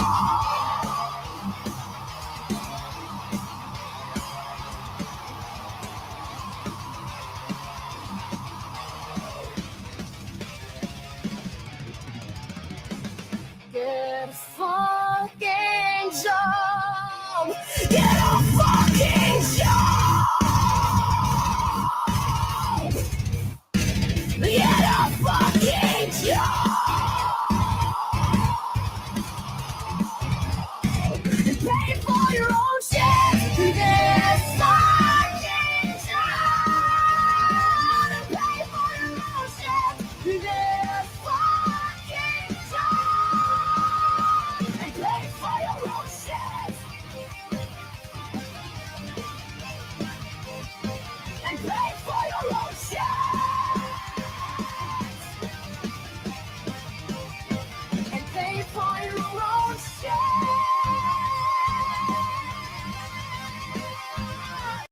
You just think that you're gonna fly me out, like, and get some, you need to state that. Like, respectfully, I will dead W. So I'm scrolling on TikTok, minding Pay my for your motherfucking own business, shit. and this boy out here. Bread or buns? Bread or buns? Bread or buns? Right, nigga. What? Guys, help me. This is crazy. Bread or buns? Bread or buns? Bread or buns? Right, nigga. What? Guys, help me. How are we paying for this bill? Like, I bet. Y'all watching That's So D NYC, and I'm here with. It's your boy Sa, man. How we doing? Where you from, gang? Brooklyn, New York. What's up? Told you that was East New York. Didn't I? I could tell that was East New York, man. These young New York niggas. Gang, what's this shit I'm hearing that? Damn, that's a whole chick right there. Oh my God. That's a whole female. That you've been saying? Bread or buns? What does that even mean, bro? So basically, bread or buns is a return on investment, you heard? Ladies out here trying to freeload, get Chanel, Lululemon, asking for aloe. But I'm spending bread. What am I getting in return? Bread or buns? What if it's your homegirl and she wants you to take her out, like drive her somewhere? What homegirl? What do you even mean? What are we, 12? I don't have a homegirl. Type shit. She gotta give something up. And I'm not even talking about bread in this situation. My homegirl, she need to give up them buns. Your homegirl need to give a bun. Buns. I ain't gonna lie. Niggas No don't bread. want buns. I don't even want bread in that situation. It's your homegirl. It don't matter. It just depends how I'm feeling. If I might just want the bread or I might just want the bun. Feel me? 9 times out of 10, no, I want the bun. Ain't no even bread involved. Yeah, gangsta. And that's why you're not my homegirl. All right? I don't fuck my friends. I fuck girls. All right? That's a different. There's a whole different category. How did you come up with this saying right here? I mean, so me and my man's double R, we was having a chit chat. Feel me? And we started realizing a lot of ladies just out here freeloading, doing nothing. They not doing nothing for us, gang. But we doing everything for them, going above and beyond, doing all this. But what are we getting in return? Bread or buns? One or the other, gang. All right, gang, leave a PSA to the people. There's nothing free in America, you heard? You gotta pay rent, you gotta pay for lights, you even gotta pay for water. So why the fuck you buying Aloe and Lululemon for free? She gotta give something up. No aloe, no Lululemon. You got to give me something. You got to put that money back in my hand. You got to do something, man. Come on, gang. Bread or buns? Can't I do it flash? Are you dumb? The fuck are we doing here? The fuck are we really doing here? I fly you out on a private jet to come see me, thousands of dollars, and you don't provide no buns? DeAndre Ayton is the perfect example of the bread or buns concept. How you gonna expect me to spend all this money on you and fly you out to me, and then you provide no buns after that? That's crazy to me. She didn't even offer to pay for the flight after that. She was like, yeah, you flew me out, and I'm not giving you no buns. That's it. What did she expect? I will leave you there too. What do you think this is? You acting clueless. You knew. Bro, you don't even know Red Illusion. That eighth can get you so much, bro. I have gotten so much for that eighth that it couldn't. There's no way this was an equal exchange of value. That eighth is so powerful, bro. You don't even understand the power you hold with that eighth in your hand. Oh my God, the things that eighth has done for me. He flew you out to crack, and then you didn't let him crack. So what do you expect? I'm sure they was texting freaky and all that. It's like, bro, you knew what was gonna happen. Why you acting brain dead now? Sure, morally it's wrong for him to leave you there by yourself. But not everyone cares about morals, bro. You're gonna suffer the consequences of your actions because you knew what he flew you out there for. Not everyone has that goodness in them to be like, yeah, I'll take you back with me, but I'm not gonna talk to you. Nah, he's gonna leave you there and you're gonna find your way back. He has every right to do that. There's no law that says he has to take you back with him. I love the dude who made this concept, man. It's bread or buns. That's what it is, bro. There's no law that says I have to take you back. All right, you got that free trip. That's on you. See if you can get another free trip. All 2025, all 2026, bread or buns. I fly you. What you saying? You buy anything? Are you sucking my dick? She's thinking about it too. She's considering the options. And they say girls can't do math. And they say girls can't do calculations. She is doing it right now. My girl is doing math. This is high-level trigonometry going on right now. This is like Large Hadron Collider mathematics going on right now. Look, she already has. I know. It was quick, too. It was quick. That's how things happen in the Large Hadron Collider. They are literally smashing atoms together. You know how fast that was? The exact same amount of time it took her to make that decision. What you saying? You buy anything? Are you sucking my dick? You ain't hear me? Is you blessing your mother? Is you licking my gooch? You touching my side? Taking my balls?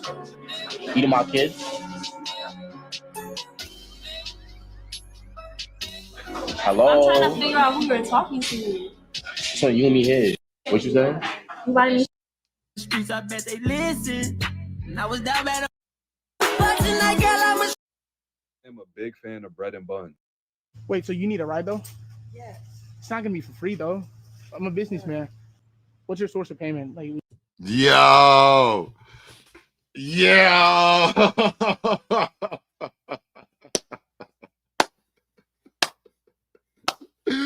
Oh, ladies too. Oh no. Yeah, man. You have to hold the line. Okay? All else is lost if you refuse to hold the line. There is no war. There is no victory if you refuse to hold the line.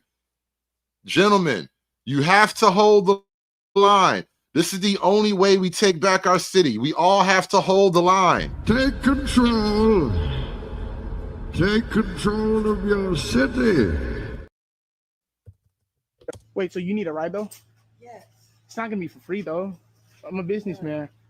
What's your source of payment? Like, what do you think you could do? I don't do section. Oh, if there's no breads or buns, I'm out. Sorry about that, miss. Damn, what did she say? I don't do sexual. She said, I don't do sexual. I bet you used to. You just a little, you retired from the business. You know that ain't gonna work right now, but I bet you used to. Yeah. What's your source of payment? Like, what do you think you could do? I don't do fashion. Oh, if there's no breads or buns, I'm out. Sorry about that, miss. Sorry about that. Wait, so you... I bet. Y'all watching that so DM. Our niggas is taking out watermelon. What you say? No, nigga, bread or buns, you gotta give something up, nigga. What you want, $2? If you don't got the money, bro, I need some buns. Bread or buns, one of the two, gang. Fuck you think this is? If you want food, you gotta give up bread or buns, nigga. Can I get a ride? A what? A ride. If you need a ride, you gotta give something up, gang. Like what? Bread or buns. Bread or buns? Bread or buns. What? Right, y'all better show love. Show love. Support not free, nigga. You gotta give up bread or buns. If you want to ride home, you gotta ride this dick. Hey, do me a favor, y'all. Hit that like button. I need one of you niggas to like the video. And that being said, consider the pan attacks paid. Thank y'all so much for supporting the show today. I'm going to drop the link in the chat. I got a little bit of time for a little bit of chit chat. So if you guys want to come up and chop it up on the bread or buns conversation, feel free to take the link. The floor is now open. We're taking bread or buns cross country, y'all.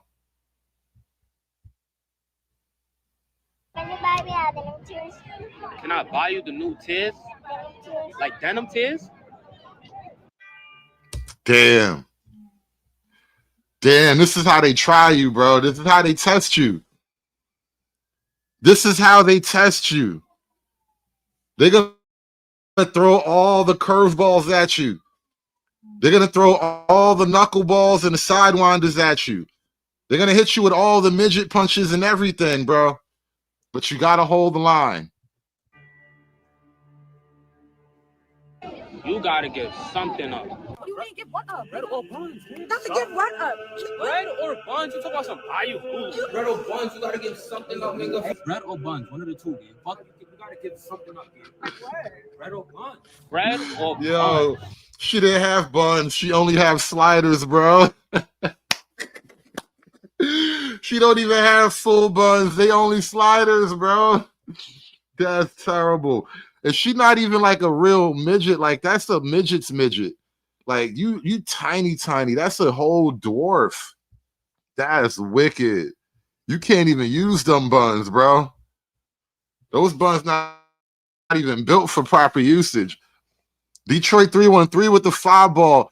Rook, rat, wrist, Rengro, rear, rum ass, Rengro in my Scooby-Doo voice.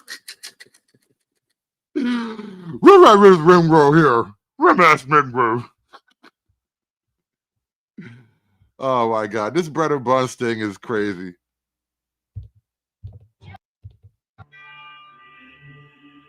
Can I buy you the new tears?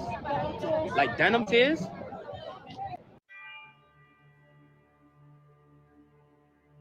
You gotta give something up.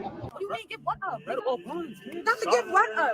Bread or buns? You talk about some value food. Bread or buns, you gotta give something up, nigga. Bread or buns, one of the two, man. Fuck, you gotta give something up, man. Like what? Bread or buns. Bread or buns. Up out and saying bread or buns with no context. Is that the right way to do it? No. Somebody make a request. Specifically a female or a lady. Because Yes. the ladies don't like the word female. If I say dinero culo right now to a femme, that's bad moves? I'm not gonna lie. I'm jacking that, but that is bad move still. But I'm still jacking that. But that's not the context you're supposed to use it in. If they say excuse me, like everybody's saying excuse me because they're trying to get out the way, dinero culo. Yeah, probably like light shoulder jab, purposely. Yeah, exactly. Oh my God, what are you doing? She gonna be, excuse me, papi, because they Dominican and Yes. shit. Dinero culo. I'm jacking that. We taking this to the DR. Oh man, we taking this everywhere. Snowman, what's good, bro? Bread or buns, man. Bread or buns. Don't hit me with that shit. See, this is how you get dropped. This is how you get out. No. First thing you did is say something gay. Oh my God. God damn it, white friends. This is great. I think this is a wonderful thing to happen. I do. I absolutely do. I think it's about time women should have to pay for stuff. Bread or buns? I don't care if you on your deathbed. If you suffering and you need me to pull the plug, I'm not pulling shit unless you giving niggas bread or buns. Tell me why I took a girl on a date yesterday. I told her if you're not necking, get to step in. Baby girl, you already know. It's bread or buns. Tell me why I'm outside with Shorty yesterday. She asked to go to roof first. I said, baby girl, I either gotta slaughter your guts or you gotta provide neck. You already know it's fucking bread or buns. You want a Jamaican, but you gotta do it right. You gotta eat this chicken or you gotta jerk this chicken. If not, it's bread or buns. What the fuck are you talking about, nigga? Bread.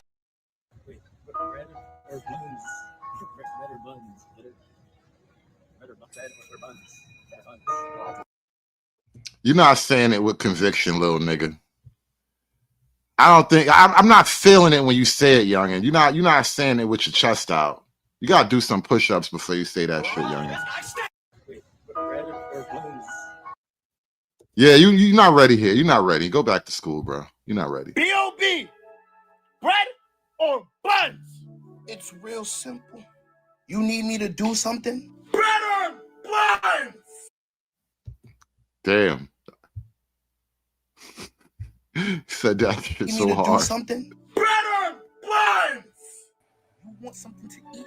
Bread or buns? You need a ride home? Bread or buns? It's real simple. Times is real rough right now. Yeah, you know, they was talking about inflation and everything, man. These young niggas, imagine being 20-something thinking about inflation. I don't think I ever did at all. In like 20s, in my 20s, 21, 22, 20, nah. I couldn't even tell you what that shit meant. How old are you, by the way? I'm just curious.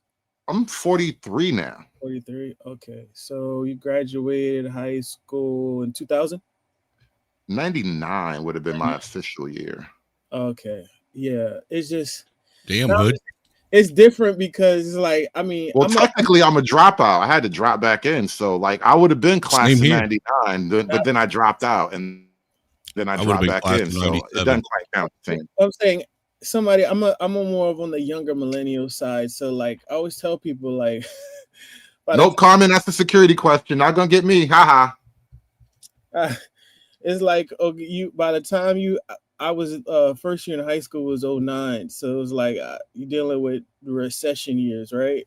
Oh, just really coming out of recession. And recession, you didn't really recover economically until like 2016. So it's like for somebody like me that's 31, it's like dealt with the recession, dealt with COVID, and dealing with hyperinflation all in the span of like less than 15 years. So it's, and then a crappy dating scene. Like I would have never thought, like, it's gonna sound corny, but I used to be like, man, I used to watch like Friends. I used to watch like what your parents used to watch. Right, my mom's a Gen Xer, but used to watch like Friends, or you watch these shows like Seinfeld. Like, damn, like dating looks cool and fun. But then it's like, I would have never assumed, if you told me as a preteen or a teenager like dating would be this shitty, like I'd have been like, nah, you're just. I'm not even gonna lie. Dating wasn't really.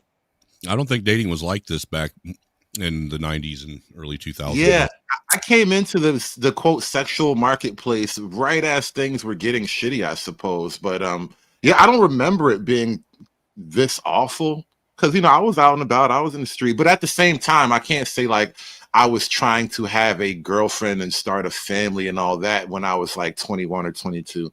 But my first child came along at 25, though. I noticed the shift in dating culture once social media got real big. Oh, yeah.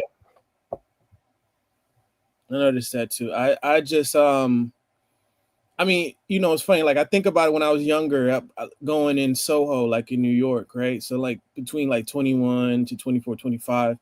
And it was so easy to go up and approach a girl, and then maybe 2 weeks later, y'all kick it or what have you, right? Like in less than a week, I go on a date. You can just meet her in McDonald's, and she like halfway decent, cute. She might do a little bit of modeling here or there. But it was like, I feel kind of like I'm saying I'm an old dude, but it was like a more simpler time. Now you approach a girl, and people, I've heard people make the excuse, COVID has made people deal with more social anxiety. But I mean, I guess you can say that, you know, but it's just like this Gen Z. I ain't gonna hold you. They're just weird as hell. Like they're just weird. Like the things they even think about it. Like they watch streamers. Watching streamers is basically like watching the cool kids do have like a soap opera, right? Like a soap drama. So you're watching like these cool kids that have no talent date each other, and let's say they're above attractive, or you have stuff like Love Island. Like they don't have, even you could say one, you know, you could say something about millennials, right? People say whatever they want, but think about where are the comedians, where are the artists, the musicians or the rappers for the Gen Z era? Like where are the movie stars for Gen Z generation? They don't have any. They just have streamers, or they literally they manufacture talent, they manufacture celebrities using like things like Love Island, right? So they're creating people that, okay, they look above average in attractiveness, right? And then all of a sudden, because of their toxicity, they get these deals. And if you understand the nuances of Love Island, you would see how shallow and corny as hell that shit is. It's basically they send them off to an island, and the first episode is like, oh, who do you like here? Whoever you like, give them a go out and make out with them. It's like some softcore porn type of softcore corn type of little Diddy Island kind of thing. And then by the end of the season, like these people come out, whoever's like popular amongst the group, they get like deals. Like they had that Nicolandria couple, that interracial couple on like Jimmy Fallon show and stuff like that. So it's like it's not like you'll see an up and coming artist, like somebody, even a J-Lo, right? And I don't sound like I'm going on a rant, but it's like, we know J-Lo not the biggest talent, but she had to come up and work her way up. Somebody like a Madonna had to work their way up. They had to become a dancer, and then they did a little singing. They had to work their way up. This generation, they don't have talented people, if that makes any sense, you know?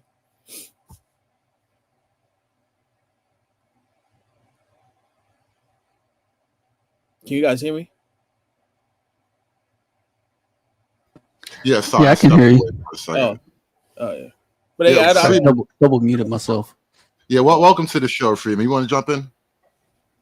No, so what is the main thrust of the show? I'm just coming in. So bread or buns, I see, you know, that would be this generation's version of ask, gas, or cash. More or less, yeah. You know, we're discovering. No one rides for recipes free. now. No one rides for free. Ass, gas, or grass. Well, it's very, not very, what do I want to say? It's a logical outcome, right? When you remove the potential for like marriage and family, what do you have left? It is a transaction, right? It is what do I have to do for sexual access? And now it's gotten to the point in which, you know, you're trading for individual acts and individual items. Right. So this is not surprising, but there is always the effort to make it more socially acceptable or not blatant. And now it's this younger generation of men are just being blatant. Like, no, but I'm not doing that. Friedman's, you're going to be doing this. You're going to do this, and then you'll get that. Are we going to really pretend like interactions with men and women haven't always been transactional, though? But there was I'm not saying there aren't transactional. I'm saying that the difference is without a reasonable expectation of marriage and family, right? Marriage and kids, it becomes far more transactional than in the past. I mean, that's always existed, sure. There's no. What I'm getting at is what it seems like is there's people that are wanting things to only be transactional on one front, and for people correct, yes, women absolutely want the privileges, right, of being women, but they want the privileges of men, but they want the responsibilities of women. Yes, absolutely. Correct. Right. Or lack thereof. Yeah. Yeah, but like I've said, if you treat women like men, they will beg to be treated like women again. So And this I new think this is a generation, movement in that direction. exactly. That's you took the words out of my mouth, Hood. So now they are being treated nakedly like men. Because if you're a man and you can't add to the group, no one messes with you. You're not Right. part of the group, right? You'd be like, "Hey, should we go pick up Kevin?" You're like, "Nah, we ain't nah." Right. Nah, he gonna come out with no money again, right? You know what I mean? Yeah, we So just now chain. Yep. that's how women are being treated. What do you have to offer? Well, if that's all you got, hey, that's fine. We'll take it. Well, Right? You need a bookshelf? Okay. You need your dishwasher installed? All right. right. You know, I mean, you can't go around saying that you're the table when people ask what you bring to the table. Well, I am the table, and then expect no one not to ever use the fucking table. Buy table. Well, I hope the table can hang that door because your third Hey, you know baby what's daddy funny? kicked it off the hinges. They have like apps like handyman apps or whatever, where it's like a network of people in your local area. I forgot the actual name of it, but little odd jobs and stuff like that. And it's funny because one of the reasons why I started talking about like empathy and stuff like that lately is because I'm watching the process in my own family members, right? And so like I have a relative who's getting older, never really had the proper marriage family thing, right? So had one child, not a huge family to look after you as you get old, right? And so now you have, a house that needs things, and you hire people to come do it. And a lot of these guys are just not that reliable. So when you can, you call on me because I'm like trusty, reliable male relative. So, and I'm willing to do it because, we always hook each other up. So over the years, we built up a relationship where we do shit for each other. So it always works out. But like, I'm looking at it from the outside. Years ago, I saw this happening. Like, you're going to need people because you're an older woman who needs things done, and it's going to cost money. Unless somebody's willing to come give you a hand, it's going to cost money. And so like, all right, I'll help you out. I'll save you money with shit. Cause there's other things I can get out of it too. Cause there's all kind of shit you can do in life. And I need help with things and you can help me with shit. So we make a working arrangement. And I don't know that everybody going forward is going to have that. So like when I talk to my daughter about going off to college, I'm going to explain to her that this is the most opportune time you'll have to actually start the family formation, because you'll only be young and pretty one part of your life. And it's hard to kind of make this work much, much later. And the thing is, you're going to want to have a family when you get older, because being young and pretty, that's cool and all. But, you having your degree, going off into the medical profession, that's great and all. But when you get home from work after a long shift, your degree is not going to be happy to see you. Well, think about it, man. What happens to the women that are caught in the middle of the destruction of the stepdaddy pipeline? They just casualties of war. Yeah, I mean, imagine Golden Girls, but with 20 B-dubs in the house, and it's in a rural ghetto. They said they're going to build all the it. government will pay for. Why would you put that kind of negative energy on anybody? I mean, sorry, that's what's going to happen. That's the most logical outcome. That's more. It's going to be reality. Yeah, it's going to be dormitory style living in the cheapest place possible, which is going to be rural, right? Mm-hmm. But close enough to some, power grid so you can get the place electricity. But I mean, that is their future. Well, that's the why future people is call those past. baby factories. No, the future is the past, because you white people you went through that already. And the Great Depression, the Tennessee Valley. That's we call them baby factories, sir. It'll look something like a Cabrini Green kind of thing, but with no kids. It'll just be an old woman. Yeah, it's just going to be a bunch of old women that had dysfunctional kids. I mean, it's a gypsy retirement home, right? Basically, right. Not a gypsy village. Oh God, it Man, sounds awful. gypsies are horrible. American people. gypsies. Are we going to breed our own gypsies now? Oh, we already hood. Hold on. Spinsters. we already have a it's undeclared. People don't call it that, but I mean, the black community by and large is a gypsy community. True. The EBT community. Yes, that's what it's dominant women, weak men, and a bunch of kids. A bunch of misfits. You can see it. Social misfits. Yep. Like every stream I do, when I put up the racial dot map and I bring up Zillow, and you lay over the two, right? Where do you see the nice houses are in the mixed area, right? And the absolute worst areas are the ones that are mostly black, and that's the gypsy community. Man. Right? And as you start kicking people off of, or not kicking people off of, but you reform welfare so it's no longer able to be generational, all those people got to go. They're just going to go wherever they can afford. They're going to go where their dollar stretches the most, right? Where I can work at the pig, I can go to a rural Piggly Wiggly, and work the minimum I have to keep getting some sort of check, right? And that's going to be the hinterlands. I mean, that's just is what it is. Yeah, things will set out. Ain't no wonder. Things will solve the problems will solve themselves in certain ways, and once you start to remove the artificial money. Hood, to bring it full circle, it ain't no wonder why the J Princes of the world are so fucking aggressive and angry. Yeah, that earlier stream, you saw that meltdown earlier. That was hilarious, by the way. Dude, I was watching it on his stream before you went live. It was crazy. Yeah, because it was too personal for him, so he couldn't really argue anymore. But yeah, it was fucking crazy. Wait, what meltdown? What'd I miss? So at the beginning of the show, before I was live here, I was live on Not for Humans, and they were it was really Jay Prince up there for a long time. Jay Prince was telling like his story with him and Cora, or Flora rather, right?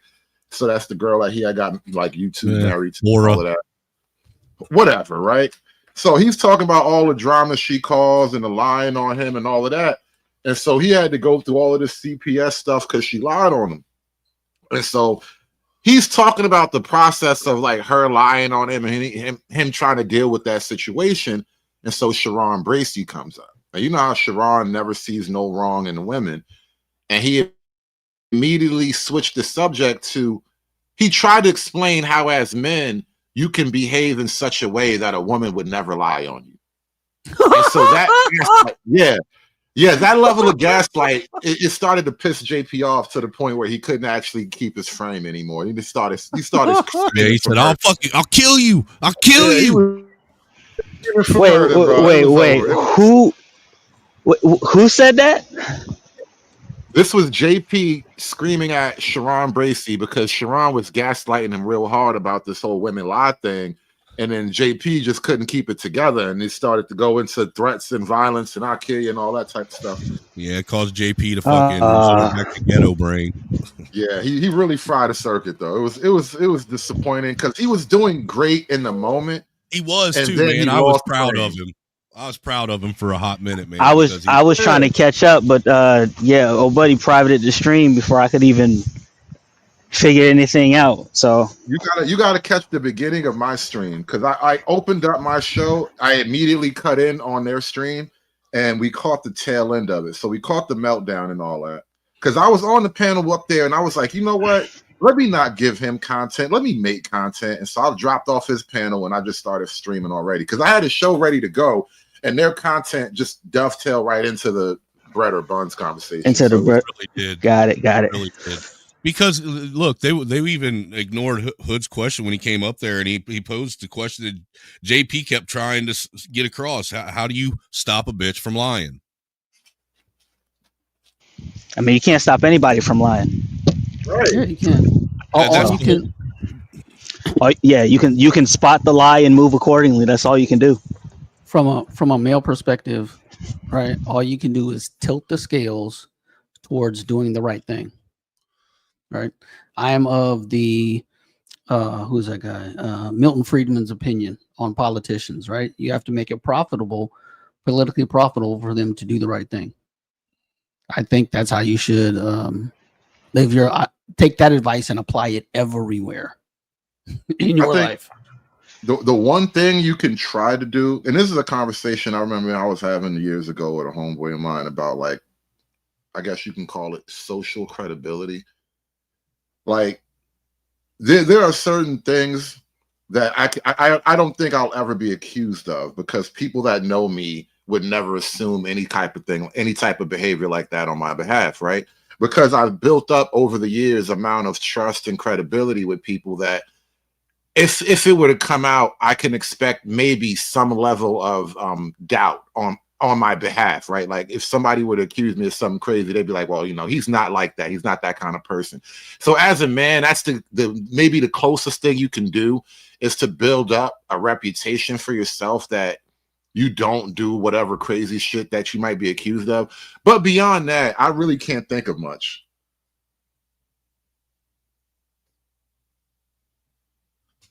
You know what's crazy about Chiron, man? Did you happen to catch a stream yesterday that he had, Hood? No, I don't think I did. Well, he's on there in the beginning with Izzy at the beginning of it, I think. And okay, I did catch some of it. Wait a minute. So yeah, Izzy had started something with Daryl, right? And then that got carried over. Right. Basically, what happened was somebody pulled receipts on him about him lying about saying that he's never said anything about anybody's kids. So somebody pulled video receipts on it. And you know, this motherfucker sat here and told Izzy yesterday, you want to know how I didn't lie? Because I was in the heat of the moment in an argument with somebody, and I can't be held responsible for what I say when I'm in an argument and emotional. Bro, literal girl brain. That's what I said. That is fucking thing that I just be saying, bro. No, dudes really have a female's brain. There's something in their brain patterns that is female coded, and it comes out when they talk. It is. It literally is. What you just said is literally true, right? The way the brain is formed, the reward patterns are different from a male. That's why you have so much tension in these streams, Hood, right? You take a fundamentally matriarchal male and have them debate any topic with a fundamentally patriarchal male. They're going to have this conflict no matter what, right? The response to stimuli comes out different. They'll even if they agree, there will still be conflict. Imagine that. Like that one stream he did, the guy, I don't know, I forget his name. One plus one is two. I mean, I know, yeah, you're right, man. 1 + 1 is 2, but 2 + 2 is also 4. Nigga, I didn't say 2 + 2 = 4. I said 1 + 1 = 2. Nigga, what you and then from there we got fuckery. Yeah, dudes try to agree with Hood, right? Because Hood has the momentum, but then they'll try to position themselves just to the left, right? Just to the matriarchal side to try to be, well, I'm the reasonable one. Hood is right, but I'm the reasonable one. It's wild. Well, that's like if you was watching the stream earlier when Hood first hopped up today on Witch Doctor's channel. You know, Chiron was JP was making a valid point about, look, if women want to reduce the chances of getting raped and assaulted by men, then they don't need to walk out the house looking like a fucking streetwalker, basically looking like a whore, wearing as little clothes as humanly possible. You know, that brings that really does, you know, bring that type of element into their worldview. You know, and Chiron sits there and says, nah, you can't sit there and blame that shit, victim blame a woman because how she dressed and some dude being a man or being some horrible person. And then 10 minutes later wants to sit and say that men should know better than to go out and mess around with fucking trashy women. You know, if you don't want to get screwed over by woman, then you should watch the type of women you mess with because you're the one bringing that on. Bro, it doesn't. Here's the thing. Those two thought processes make sense because they have girl brain, right? They don't intersect, right? It's not, the logic isn't there because they're just two trained responses independent of each other. And that's just what it is. Yeah, I run up into it all the time. I mean, I run up against it all the time. And eventually it just occurred to me that's what I was encountering, because at a certain point the tone and like the rhythms of these disagreements start to remind me of arguments I've had with women over the years. And I Yeah, just can't shake that. Like the idea that I'm not lying because I can say what I want in the moment. Like that is literally coming from a woman's emotional core. Yeah, it's you can't reason with them. See, the only thing you can do is interrupt the reward system. Look, how do leftists become right wing, and then eventually they become centrist again? Usually, right? Their reward system for being a leftist gets interrupted by other leftists, right? We're all good lefties, and we all know who the real racists are, right? But then it comes to, I don't know, mutilating kids through surgery, and then all of a sudden you're like, hey, that's wrong. And then the leftists start skewering them. You've interrupted the reward system. And now all of a sudden they start thinking, actually, right? And stop reacting. And all of a sudden they start going towards the right. Imagine that. I think you're only right to a small degree, because I'm watching like in the UK, for example. So it's not about like a child mutilation like we have here with this rainbow stuff. It's more about an actual like group of people preying on another group of people. And the left is totally willing to sacrifice infinite little girls to achieve their vision of, I don't know, global diverse utopia. World domination.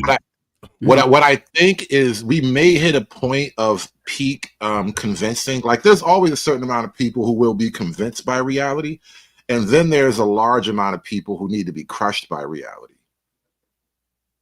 Yeah, that's the same difference, Hood. It's the difference between logic and the difference between interrupting the reward system. Interrupting the reward system is being crushed by reality, right? Using logic based on available information, that's a different process. Okay, so it's just a matter of continuum then. So at some point, it does just become that outright. Yeah, they will.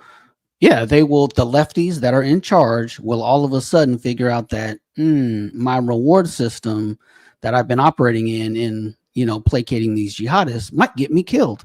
Why don't I placate these people who are putting up the English flag all over the place instead?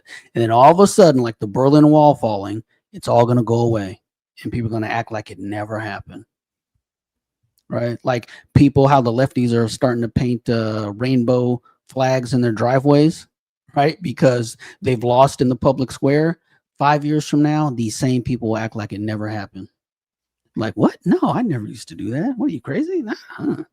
Because the reward system's gone. Man. Selective amnesia is a disease. Well, yeah, that's what people were doing with the scamdemic. What do you mean? We didn't force you to do anything. We didn't make you do anything. It was all by choice. I promise. It was chosen. Everybody chose it. So like, oh, why are white people obsessed with George Floyd? Wait, excuse me? Excuse me? What are we doing you saw I had that tweet up? Oh my God. Yeah, some guy. Niggas really hate that. What am I missing dude, here? Messaged me about I made a negative comment about male cheerleaders with pom-poms in the NFL.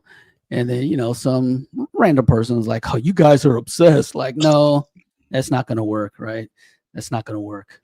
I'm not going to memory hold the last 5 years where you freak shows are going to act like you were not doing exactly this. Nah, not happening. So this is like the leading edge of changing the reward system for supporting trans. Well, not just that. We're talking about in a kind of bigger. Well, I'm talking about something from a bigger scheme too, where if you look at Trump's movements with so yesterday we were talking about the EBtivities, right? A lot of cuts to the social safety net. The money is drying up all around. So even like the colleges, and eventually they're gonna change course in a lot of ways too, because colleges are losing money. And then not only that, they're not attracting as much money as they used to either. And so on both fronts, like things are just falling apart. Well, things are being squeezed economically right now. And then you see what the bread or buns thing, and the young guy started out his video talking about inflation. A lot of economic changes are gonna force social and civil changes along the way. Oh, definitely. College is over, man. They wrote Glenn Reynolds wrote a lot of articles on the college bubble, like over I don't know, early 2000s, but it is even beyond just because colleges aren't providing value. right? You have to provide value, and you have to like reflect the market. And now, computer science majors weren't taught, or not that they weren't taught, but their skill set is now in a distinct mismatch between what the people who are hiring want. Right, so you went to a good school you went to Duke for computer science. I mean, you're still trying to get interviews, right? So, hold on, let me finish. So even the college sports complex is drying up, right? So there's this thing called like Save College Sports, right? And basically, they need to take money from football, basketball, and baseball to keep the rest of the college experience sports wise alive. So they want to reform, or they want congressionally a law that's basically going to make them revenue share, right? Because they see what's happening now that the Supreme Court has said the NCAA cannot, block these guys, right? So I mean, college sports, right, when it goes private, is going to suck all the oxygen out of colleges, like all of it. All of it. And I didn't even realize how big it was till I started meeting people who were like, yeah, I went to Alabama. It was cool. Why? Because of football. And I'm like, you don't even seem like a football fan. You went to Alabama for biology from North Carolina just because they were good at football? Freeman, hold on. There's something else occurred to me. What about those poor basketball playing lesbians trying to make it to the WNBA? Oh, dear God, will somebody think of the lesbians for 1 second? But I'm saying, so, and even let's take a step back further, even in the bigger scope of things, what does the loss of sports oxygen, right, do to Title IX? Gone. Title IX gone. And if women can't play sports in college, how much sports are they going to play in high school? And that huge sucking sound, all that's going away for women. How big of a hit to feminism would it be if the WNBA finally goes out of business? Because technically they're not solvent. They've never been solvent. So they could have went out of business at any point. But what if they finally just say, you know what, it's too much money. It's not worth it. College basketball is drying up. We're not even getting enough recruits to make this work anymore. How much of a hit would that be to feminism? Because I really firmly believe the WNBA is a feminist psyop. Well, what'll happen? What'll happen? The oxygen gets pulled out of college sports for women, and then the NBA then has the leeway to say, we just don't have enough people coming to play the sport. The sport's down all over the world. No one's coming to play. We don't have players. Sorry. Right. And then they can reduce it down to like only 8 teams, then 6 teams, then 4 teams. Then this is our last year. And then they play up all the media. Oh, we love you guys. It's our last year. And then that's how it dies. Let me read a couple of super chats, and I got a clip I want to get you guys to talk about. I'm gonna get to you before the clip frees on. Just give me 1 second here. Freshest in class with the $5 for the museum fund. Hashtag BOB. Bread or buns. That is the game we are playing right now. The algorithm has been updated. Please make sure you move accordingly, gentlemen. And thank you for the museum fund. Yeah, we're going to the museum. Got to get these. Come on, share your dollar. Give me your dollar. Share your dollar with me. Come on. And then Dick Thug with the $5. He says the biggest mistake was giving them books written by men while giving them a lot of free time. The books were probably not that much of a mistake. I mean, it depends on which books you give them. Honestly, books by men are good. It's the books written by women. Books written by women and for women tend to be the most awful things. Like, do you understand female literature right now is just monster gooning? Like, we covered that a little bit on here, but books written by and for women, they start out as like, I don't know, Little Women or some shit like that, but it always ends in gooning for monsters and weird looking demons. Like they literally have sex with demonic things in their literature. So right. I think we got to stick to books written by men. Shout out to what? Yeah. I got to roll with Dick Thug on this, man. Like even if guys are writing books, if women can read those books, they're gonna get an insight on basically how men think, and women are better at adapting to circumstances than men are. That's why That's So why the we're in problem, 2025 talking about bread and buns when realistically, bread and buns has always been a thing. so you saying the problem was letting women learn how to read? No. I will Now we're submit. back to the Taliban. I will submit that the problem is that male fidelity was eradicated. Right? Your grandpa and your great grandpa went to the lodge for a reason. Right? Your Oh, grandma and your like great male grandma brotherhood. played Okay. bridge during the week for a reason. Right? We had our own thing. Right? So there was the lack of insight into the No more third their spaces. immediate circle was perpetual, right?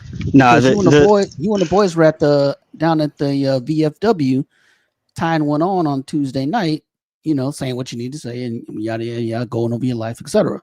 But that was key. That is a key function. That is a key function to a more patriarchal society. Yeah, and I did want to respond to, because I wanted to talk about the WNBA thing. I absolutely agree with what Freeman is saying, and I want to add another, because you asked about the overall feminism, right? So in regards to overall feminism, if they remove the WNBA, I don't think it would do anything to feminism, because let's face it, even though those women play, women don't really watch the WNBA like that. They never really have. So I hate that shit. It'd be a bunch of grown men on the panels talking about women's basketball stats, and I'm like, this shit feels so cringy to me. it sounds corny to me. It sounds corny. Here's the thing, Free Zone. What affected is what's in the Jamel Hills of the world and Monica McNutt that didn't know Barry Sanders' jersey from Deion Sanders' jersey. Is going to affect them because it's going to, like what Friedman said, it's going to be a trickle-down effect. Why do I need to have female sports announcers if there's no more WNBA? There's no need for you there. There's just going to be a tight squeeze going vertically down.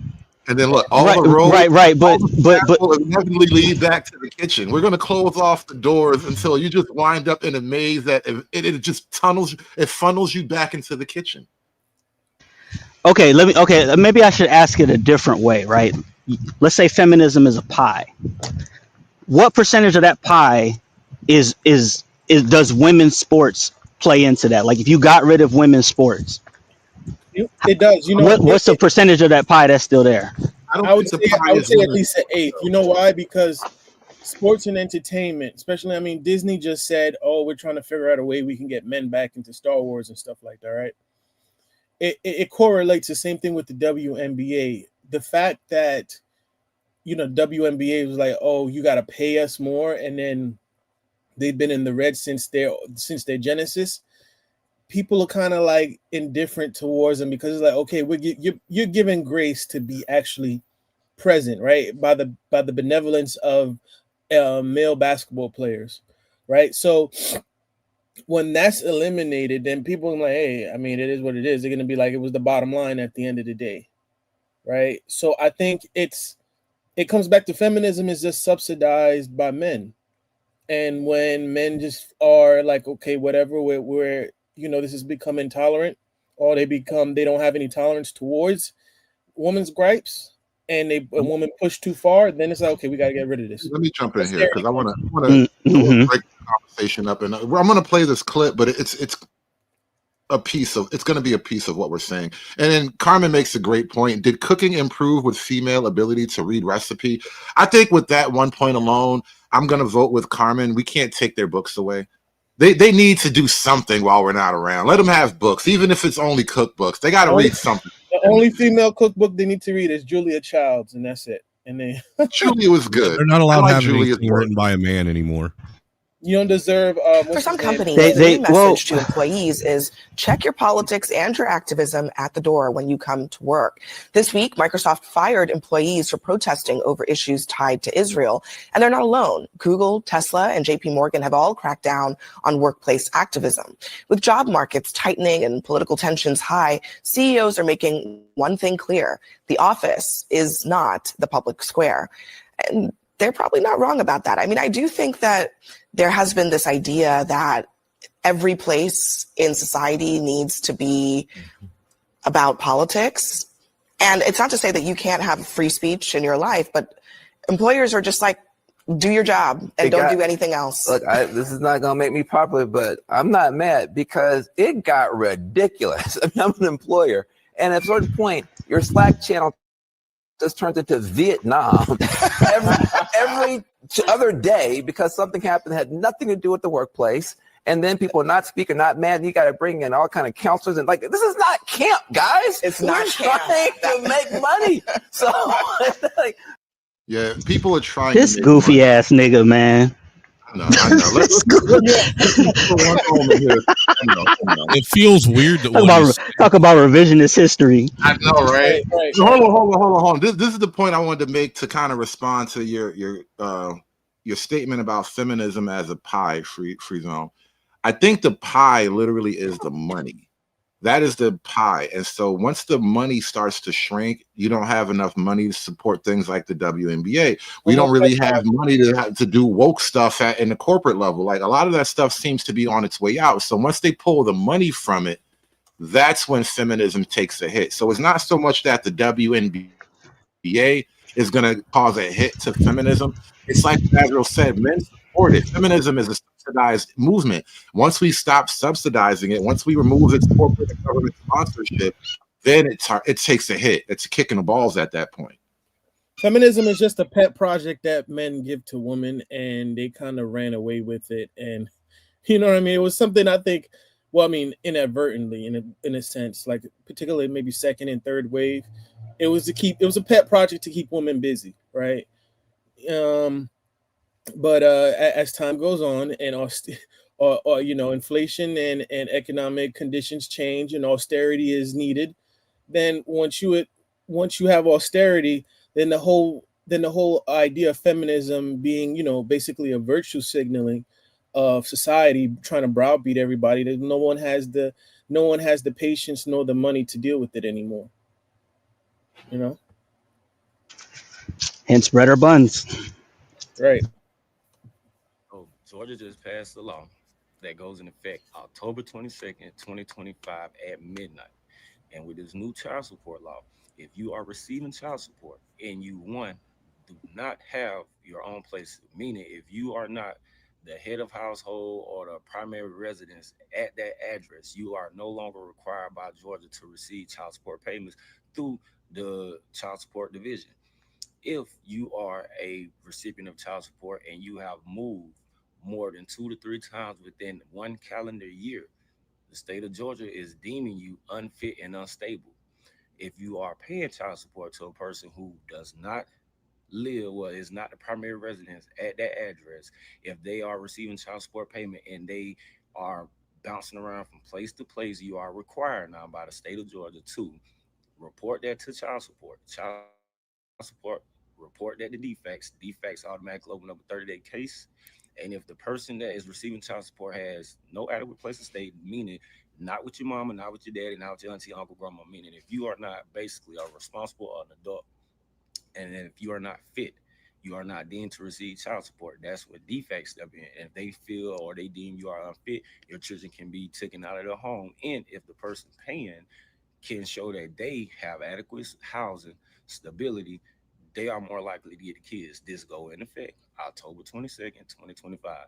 This is a real law. This is a real bill that has been passed. I'm posting everything pertaining to this whole new law all on my TikTok. So if you need or want to know more, tap in with me. Like I said, this is for Georgia and Georgia only. I don't know about any other state, but in Georgia, if you're receiving child support and you are not the primary residence, if you are receiving food stamps is going to bring your child support payment down. The new laws is coming, and fellas, go file for shared custody.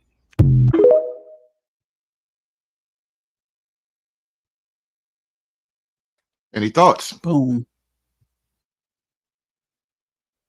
No, I mean it'll alter behavior, right? They have to be more stable. It'll fundamentally alter behavior. The whole thing, like, just with you can't have kids and stay at home all the time. They're gonna stop having kids, right? The indigents are gonna stop having kids because they can't make money off of it. Yeah, the baby making industry is about to come to a sudden halt. Yeah, the uterus as profit center is over. Hey, I'm talking to the parents that are in Georgia only. So Georgia just came out with a new child support law that goes in effect on October the 22nd, 2025. So basically they're looking for parents that are unfit and unstable, meaning parents that don't have their own home, that they're living with other people like their mom, their cousin, or their dad. They're saying no to that now. And if also that if you move around more than 2 or 3 times throughout the calendar year, you're also deemed as unfit and unstable. No more living in hotels and motels and Holiday Inns. The parent no more that living is in your in the vehicle. Yeah, van life. Oh shit. Damn, it's a lot of van life moms out there right now. support. Right, To I see a you, lot of guess their what? YouTube You videos. tell child That's how I discovered van life chicks, bro. It was Me a girl with a little kid. I'm like, bro, how you Right. van life with a whole baby? Got the kid in the back with in a Hyundai Honda Civic, and then they go shower at Planet Fitness. That shit is wild, man. Yeah, parking a Walmart parking lot overnight and stuff, bro. Oh Yeah. man. child support division that you are moving around constantly, you're not stable, and guess what? Now defects is involved, and you know what? You don't want defects involved. So defects is going to open up a 30-day case to figure out if you're stable enough to keep your children. So if they find out that you're not stable and the parent that's paying child support is more stable than you, guess what? They are going to get the children now. And now guess who's going to be paying child support? You, because the father or the mother now has the children. So pay attention to that new law that's coming out very soon. October will be here in nowhere. I got so two make questions. sure you like, you follow. I got 2 questions for you guys. Do you think this will set a precedent for the rest of the country? They'll just start doing, you know how like they'll I start. hope absolutely. So. I hope so. Absolutely. I hope so. Yeah. Listen, not only this, in Georgia, I was telling you this the other day, they passed a law where if you assault a teacher or school staff, or if you maybe another student, and if it's like a real problem kid, they start to punish the parents as well. So that is also spread to a couple of other states too, where it's not even a school thing. They're talking about kids outside, you know, how they have like these flash mobs running in stores and convenience stores, gas stations and all that. They're going to come after those kids' parents now. And so there's a wave of social and legal changes that are about to hit the country. And Trump hasn't even completed his first year.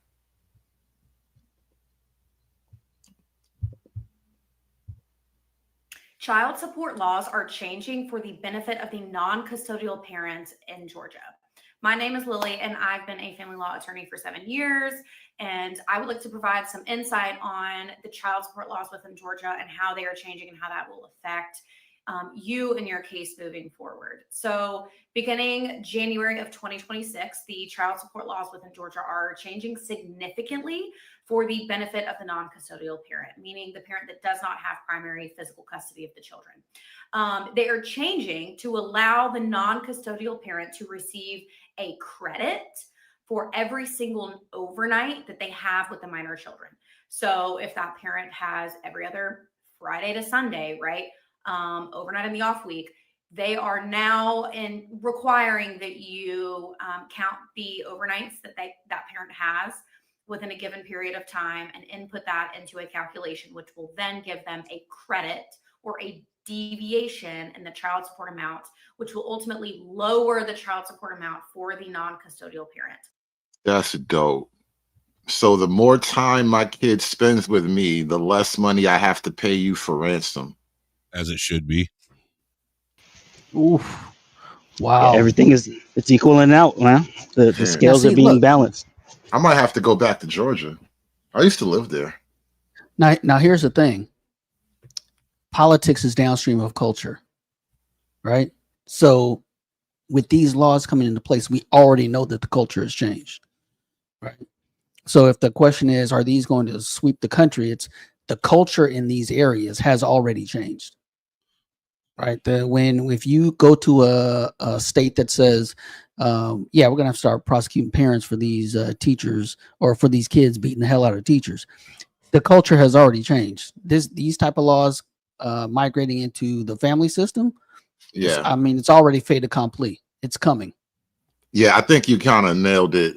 The fact that we're seeing it, because you understand what it takes to go through the legal process. This is a year, 3 years, maybe in the minimum, and that's just like legal machinations, people behind the scenes having meetings and horse trading and taking other statements and information and getting approvals and collecting signatures and committee, all that kind of thing, right? The amount of money spent on trying to get a bill passed is crazy. Right. So years probably went by before we got to this point, which means the cultural change was already baked in by this point. So yeah. And I think what we're now going to witness is just like the individual dots on the map turn into a flood eventually.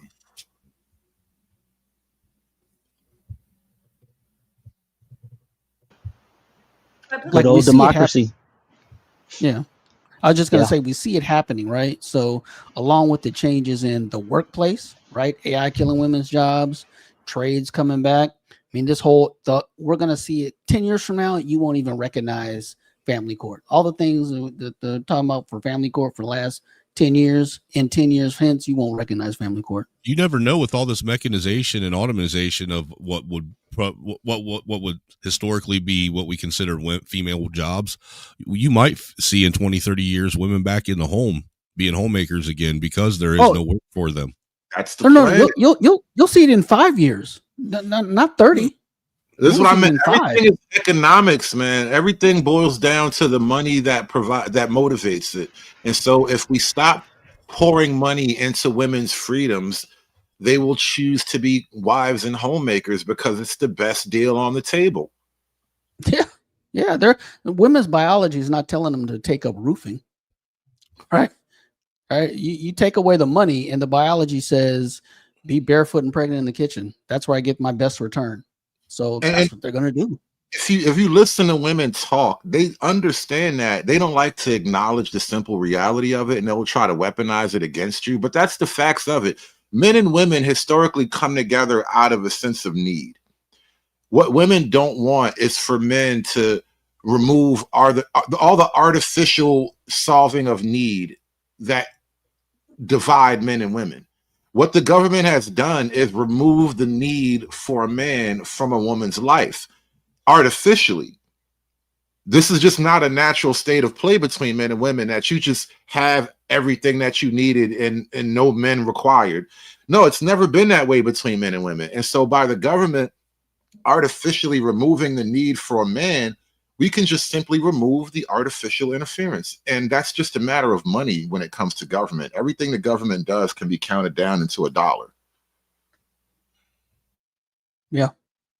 Real quickly, no placeholder with the $2. He says, makes sense. If you can pay rent, you get the child. And that was the first, that was the change in the law that Georgia's passing, where if you're the primary custodian, you actually have to have a house to live in, well, a home to live in. You can't be mobile. You can't be at your mama and them crib. And that gives the father most likely more of a leg up trying to apply for custody, or at least joint custody. And then a shout out to True Hype with the 20 ball. I know a local politician in my state, and I spoke with him years ago about a false custody case and asked him to watch the Brian Banks doc that I knew the director. Things are definitely changing. Oh, you asked him to watch the Brian Banks doc, so you knew the director. Things are definitely changing. It is just iceberg slow. And yeah, that's kind of what I was talking about a second ago, that the fact that we have a law now means years of work has already been done. And people don't really see the years of work. Like nobody knows what politicians do all day. But then a law gets passed every now and then. It's like, oh yeah, that's what they do. Shout out to the 20 ball. Let me hit a drop for that. Shout out to True Hype with the 20 ball. Like the video, y'all. We are going to go for another 30 minutes or so, and I got to get out of here. But while you're here, be like True Hype. Smash that super chat button for me. Hulk! Smash!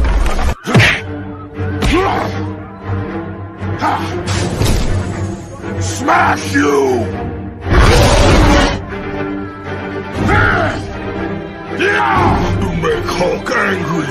You not like Hulk angry. Hulk no like fighting girls. Somebody else want to say something? I want to play this next video too, but I, somebody I else. think this is gonna this might make YouTube a little bit funner again because I think I have a feeling guys like BGS are gonna make more. He's gonna be playing a lot more away games now. Away games. What? He gonna be on panels talking about, yeah, I made this happen, and I had politicians on the back end. We been knew this was coming. Bro, I made it happen.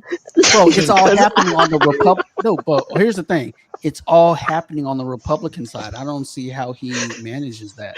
Don't matter. It don't matter, Freeman. He gonna say it anyways, man. That's what makes it fun. Just say it. Just fucking say it. Yeah, that's to your point. To your point, Free Zone. Another thing is, how do all these matriarchal black men, right, who are always defending black women, how do they handle a more patriarchal society? Right? I think that's gonna mess with them a lot.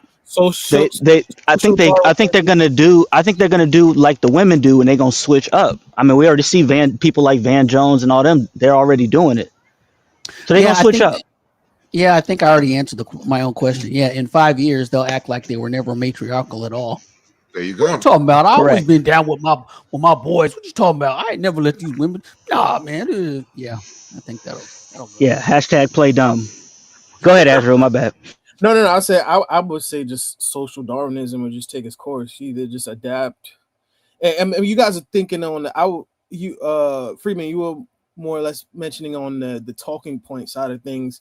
I'm thinking about, what if you were just basically a broodmare or just a buck, just doing your thing, and now it's like, okay, yeah, you have to adapt where you based off of your productivity, not that, oh, I got nice shoes and I got a neck tattoo. You know what I mean? Like, you're gonna have to adapt to be productive and competitive. You can't just get by on just, So are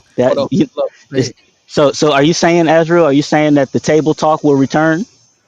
I would hope not. The return of the table. Return of the table. I would hope not. I mean, if you want to, if you want to throw pearls before swine, then that's on you. But I think, bro, for a certain segment of men, a lot of niggas, the table is eternal. Yeah, I really do.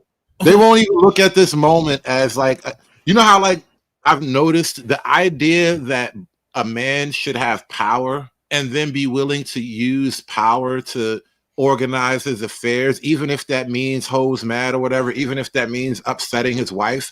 You should be willing to use power. And I think black men are fundamentally uncomfortable with that next level, where not only do I have the power, I actually use the power to create my vision. Yeah, you got to stop caring if you piss. You got to stop caring if you piss your wife off. Bro, people with slave morality, right? Power is inherently evil. There it is. Right? They don't have a concept of ruthless benevolence. That's why I maybe asked this on another panel, but it was on Twitter. Are there any black leaders that have the ruthlessness to help black people? Right? Here's the thing. It goes back to slavery, Freeman. Well, obviously, right? But here's what I'm trying to say.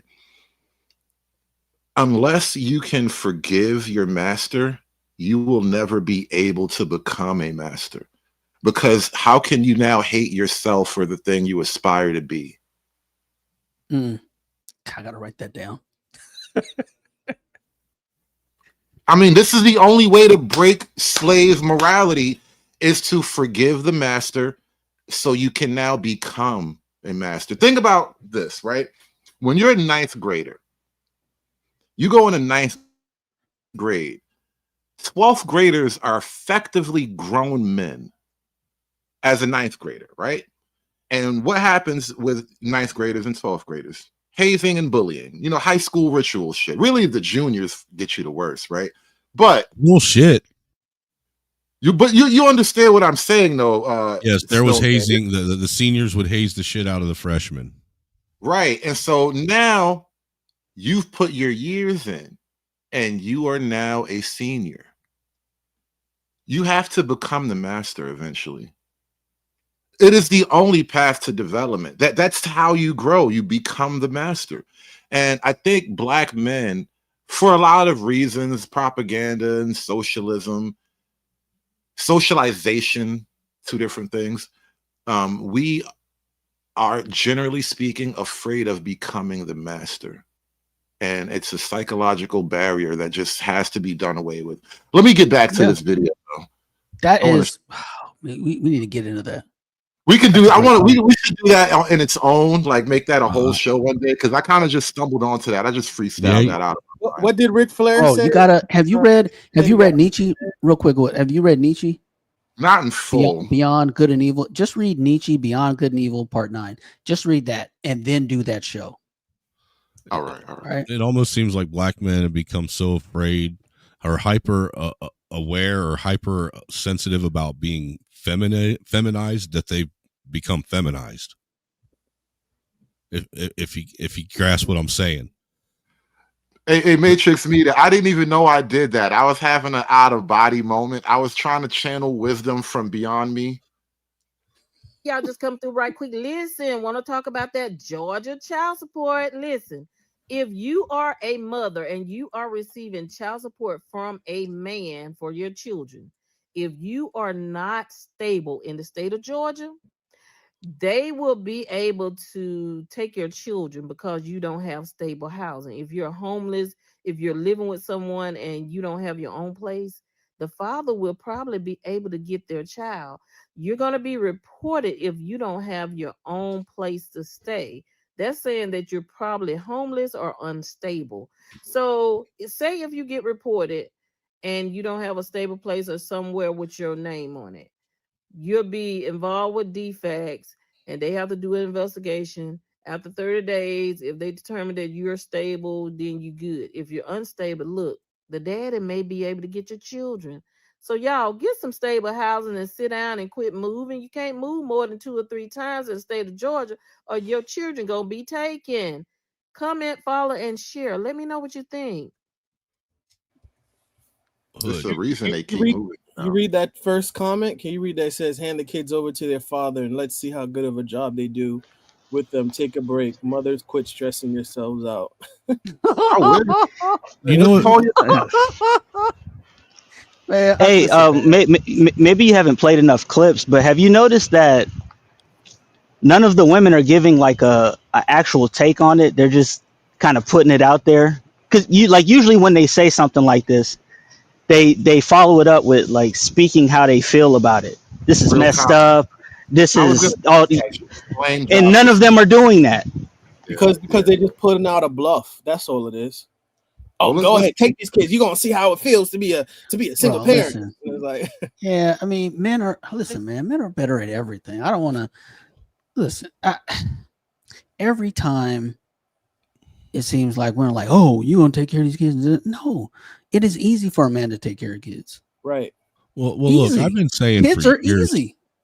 I've been saying for years that I think it's absolutely like asinine. It don't make no logical sense at all that we take young people who are completely dependent upon someone else to provide and take care of them and say that the best benefit of the child is to be put in the care of someone else who is dependent on someone else to provide and take care of them. Yeah. Yep. That makes absolutely no logical sense at all whatsoever. These kids aren't even being raised. They're not being raised. Where are they raised? They exist and they get a check. On what they are now doing with child support in order for you to have your payments lowered. So it's this thing called child support modification. So as we know, it's the government's job to make sure that they are modifying child support payments. So, fellas, in order for your child support to be lowered, you got to pay $100 for them to modify it. Yes, you have to pay $100. I repeat, you have to pay $100. So let's say, for instance, if you are paying $700 a month of child support. Excuse me. Let's say if you're not making as much money on your job, or let's say you find another job and they're not paying you as much. So the government court or whatever can look at it and be like, okay, well, this man's not making this money how he used to. Y'all gonna have to bring the payments down. But the thing is, it's crazy because it's like not only you have, I'm talking about the daddies that are not deadbeats that do what they supposed to do for their child. And it's like not only are y'all paying a lot of money as it is with child support, you gotta pay them $100 just for them to modify it Filing fee, and approve probably. it so they can lower your payments, especially if you're not making as much money. Courts have filing fees. I don't think that's that much of a One deal. of the questions that I get asked all the time, and So we've been talking about child support. The question was, we understand based upon a prior video that I did that when you have a child support lien and you have No, this is not the same thing anymore. I ain't gonna lie, that seersucker that she has on is giving me vertigo, man. Hey, Hood, Chiron asked for the link. Really? Yeah. Yes, sir. Here, Yeah. here comes the gynocracy. The link was in the chat, but all right, there you go. Hey, y'all want some popcorn? Oh, I'm getting it ready now. It's interesting. damn, and it's too early for me to be. Sharon told me one time he had a he told me he had a $300K deal after I explained to him why it would be better to have a dual income. I said imagine if you were both as a young couple.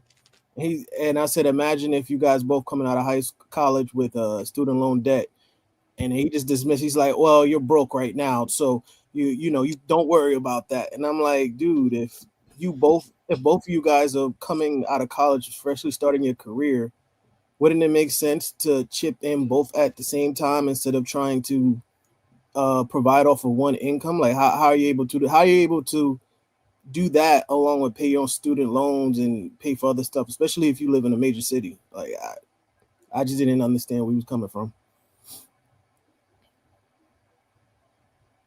Good day, people. How y'all doing But today? then you come in with they are gangbang. You said that The like a Bracy badge of one, what's honor. happening? That's not really a badge of honor. No, okay, well, I'm sorry, but I just wanted to I got 3 baby daddies, they all get, unfortunately, it happened, and Well, it's not unfortunate because you said you got 3 different men that do the same thing. So it was, and you also said you like hood niggas. So yes, I need help. I need help. attracting. Seriously, can you help me for real? Because it's something about I cannot date a man that got a job. I don't know what it is.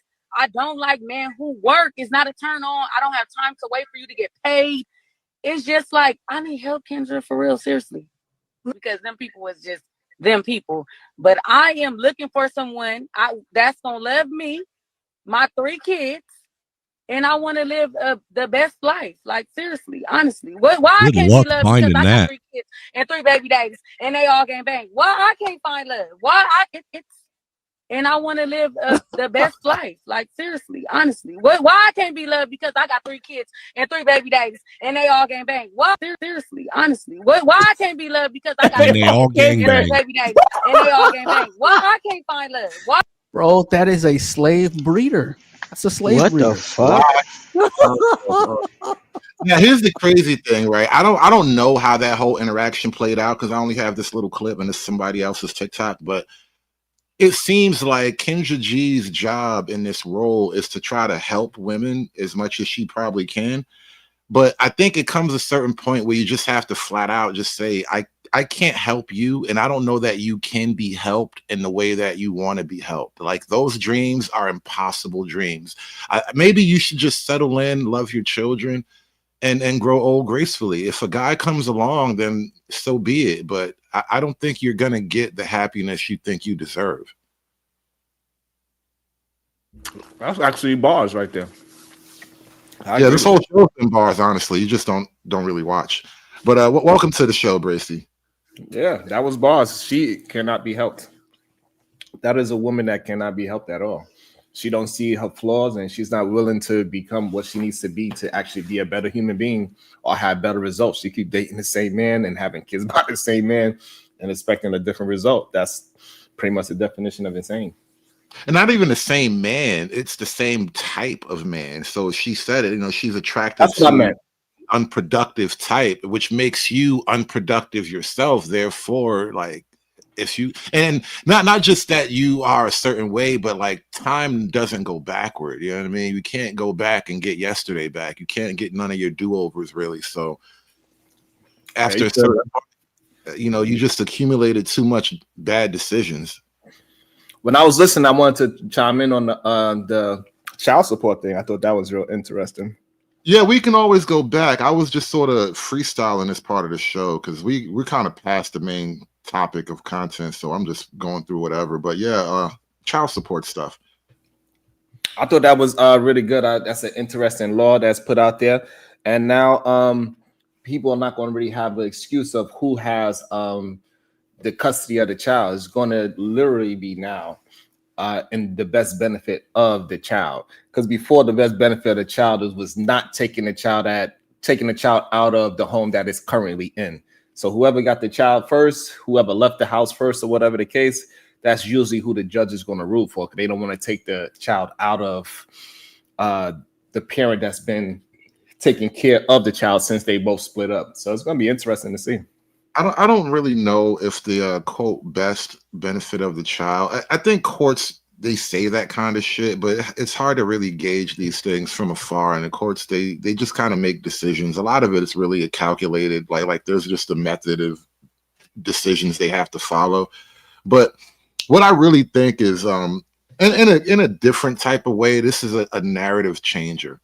So for a long time, a lot of these women got to have the badge of victimhood and of single motherhood, and you know, I'm struggling, I'm a single mom, he ain't shit, he left me, you know. Look, so for example, the law, when we first played the video, the guy was saying how if you're a primary parent, you have primary custody, but you're unstable, meaning you're bouncing around, you don't have your own place to live, or if it's not even a good place to live, right, then you're probably going to lose custody of your child. The father, most likely it's a father in that situation, he'll have a better shot at getting custody now, right?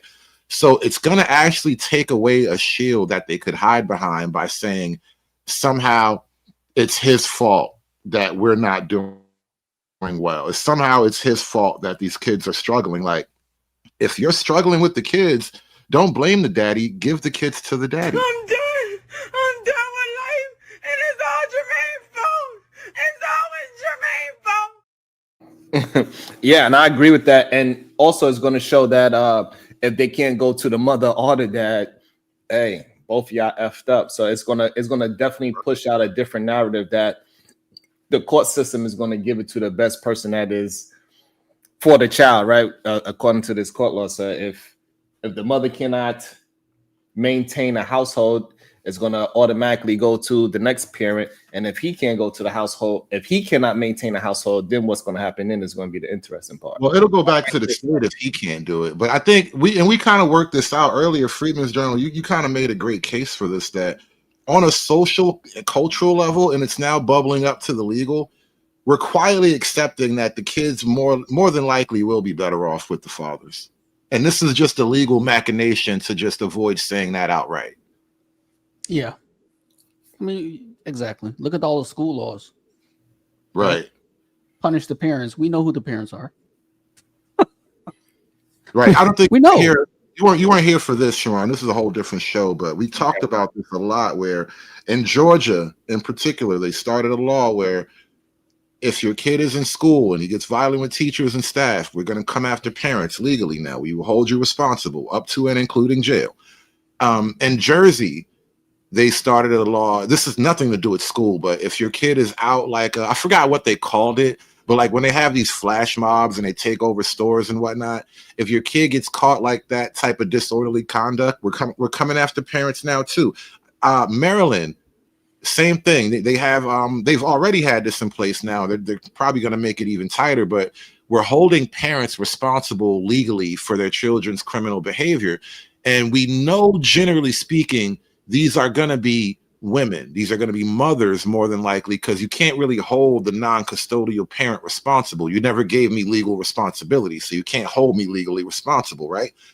It's going to be coming down on women a lot more. So a lot of the social narrative about how things really work are starting to shift, and they're shifting socially and now legally. We're really seeing it play out. The manosphere has been right for a long time, and we're seeing it play out now.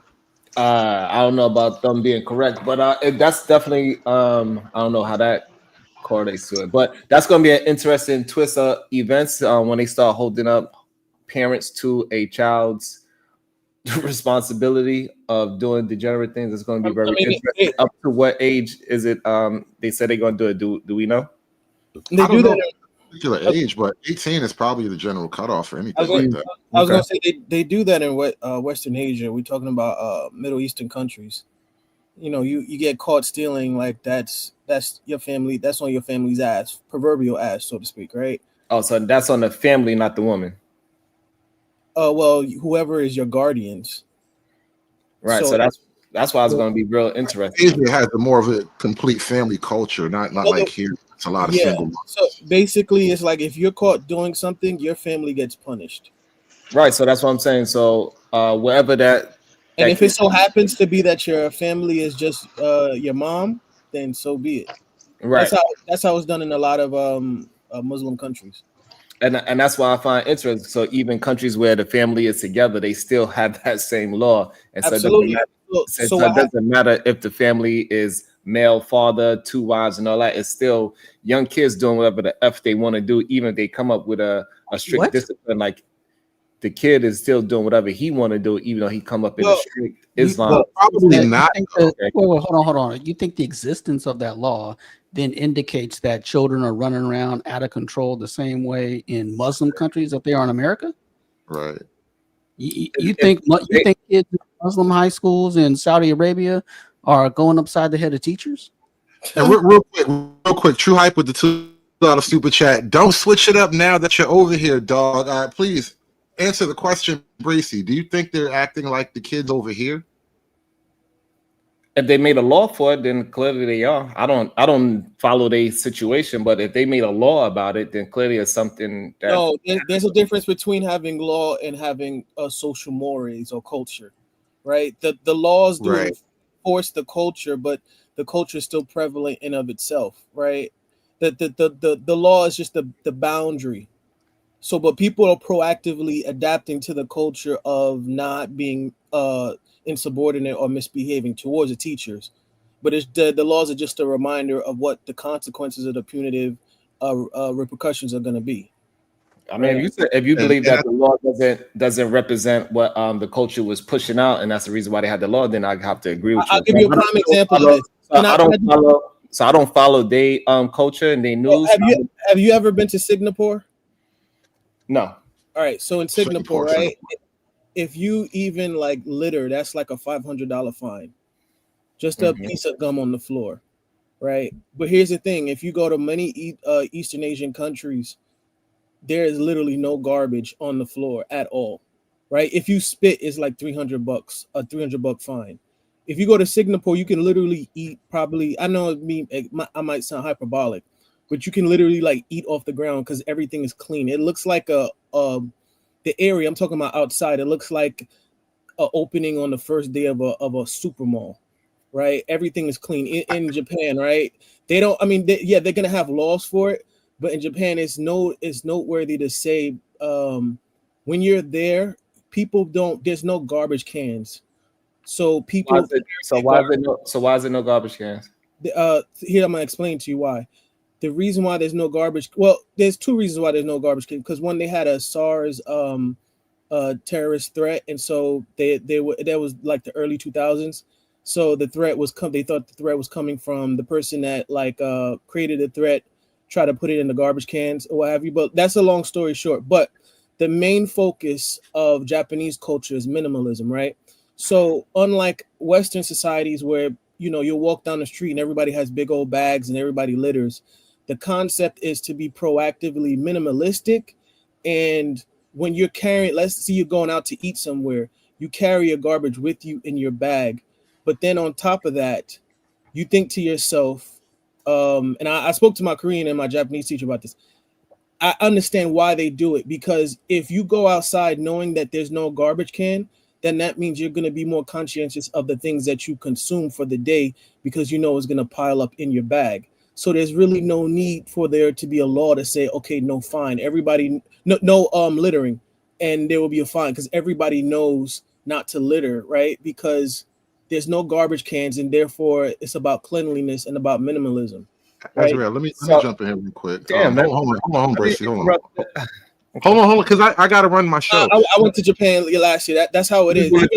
Respond to what he said. I'm gonna give you a second to respond. I do want to bring something else up. Jay Cavassier says broken window theory, and I think from the American perspective, that's as close as we've ever come to that style of policing, where it's essentially preventative in nature. So to address what you were talking about a second ago, Chiron, where it's like, it's not that the culture was so out of hand that they had to make a law to stop it. The culture was running in such a way that they make this law because that's how they normally behave. So because we normally operate this way, we're just going to enshrine that behavior. That way, we don't even have to have this problem going forward. It's a law now already. And I think it's more of that kind of thing, where it's more like broken window policing, where if you attack the smaller problems, you'd never give the bigger problems any real firm ground to grow. I give you a prime example. You in Japan, you can be at. Let me just say. Hold on. Let Sharon respond, because I know you wanted to get back in there. And so with the whole Japan situation, it's more of a culture thing, and they find it disrespectful to walk around and eat in public. That's why it's like that. And that happened. That's extended from the kings that was ruling Japan for a long periods of time. So it doesn't have anything to do with what you are actually saying. You can. It's all about the culture that they was raised up in. Just like even with having children, it's culturally disrespectful to have a kid out of wedlock. So it's not. Right. So they will make a law to reinforce that. So it's not that there's solving a problem. They would actually have a culture where that's the law they want to have. Right, but there's no law to say that you can't have a child out of wedlock. Is what I'm saying. Right. So, and just like it's no law to say that you cannot walk in the streets. And here's the thing. It is a culture of not keeping outside because it is being disrespectful. You sound muffled. Yeah, your mic is going crazy. Yeah. Restart or something. Your audio just went out.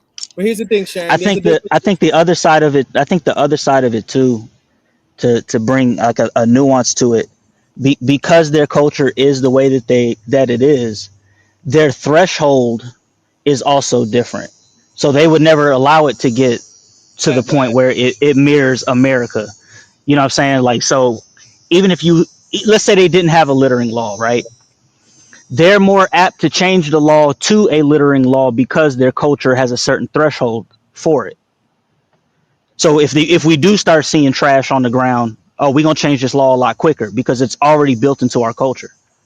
Like, it's like, right. It's like saying, did we make it illegal to murder people because there was a problem with people going out and murdering people? Or did we make it a law to not murder people because it was just the wrong thing to do, and we wanted to go ahead and state that right from the jump before it became a problem? No, but we talking about what is it? My microphone sound better now? And yeah, you do sound better. Okay. And so, but the problem is, yeah, go ahead. So the problem is that when we're talking about these things, like I said, Japan does not have a law that you cannot walk and eat, but it's because it is a culture. They don't walk around and eat. And this is why, hence, they don't have garbage outside, because people don't walk around outside and eat the way how we do in America. Everybody's always in a rush. Same way how they don't have a law where you cannot have children out of wedlock, but they do not have children out of wedlock because it's a part of their culture. So they didn't make no laws for it. So if you are in a country and they got a law for it, it's probably because it was once a situation and they had to correct it. No, that's not necessarily true. I think it's customs become laws. It's just a real simple way to look at that. That's like if you look back on the nation of Israel in the Bible times, everybody knew common sense. Thou shalt not covet his wife, right? But it's still a barrier there. You know, when they say ignorance of the law is no excuse, well, in this case, you do have the law there, so you're not. It's not like you're ignorant towards the law. You're aware of the law. You're aware of the moral repercussions, the shame that it brings. So it's more of a saying, okay, you have the moral repercussions and you have the law there in of itself to show you, you know. Right. All right, so now we're saying the same thing, that something had to happen and then they had to correct it with a law and a moral standpoint. What I'm saying. Okay, it's crazy. If you understand, like when the nation is when the Mosaic commandments, right? God gave the commandments to Moses to give to the nation of Israel. Thou shalt not covet his wife. I'm pretty sure most of the Israelites knew you should not covet another man's wife, right? that was already set in stone, so to speak. All right, But- so you saying that it was never a time before those commandments? I want to actually No, make. what Yeah, I'm I saying- want. I'm going to make a director's cut here and just pull the pin on this Right. particular conversation. And that being said, there was something else I had queued up, and I've been dying to play this. And I want you guys to just let me know if you want to stop at any moment. But you know how these chicks be. There's going to be things she says that you're not going to like to hear. So I just saw a really good video where a woman was talking about how natural order is being restored, and as natural order become more restored, more women are going to be single mothers. And to me, it really highlights how close, specifically in this country, I can't speak for other countries, but how Black people in this country are the closest of nature. Are the closest to nature. Everything happens to us first, and then it happens to the rest of people.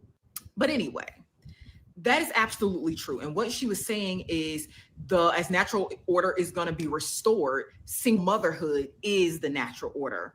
And we have been fighting men's biological nature and trying to force them into showing up into a role that was not designed for them. They are not designed for it, right? And in this world, in this realm, we have been conditioned with the opposite, that men are heads of household and they're leaders. But really, that's just a tactic of patriarchy to control men.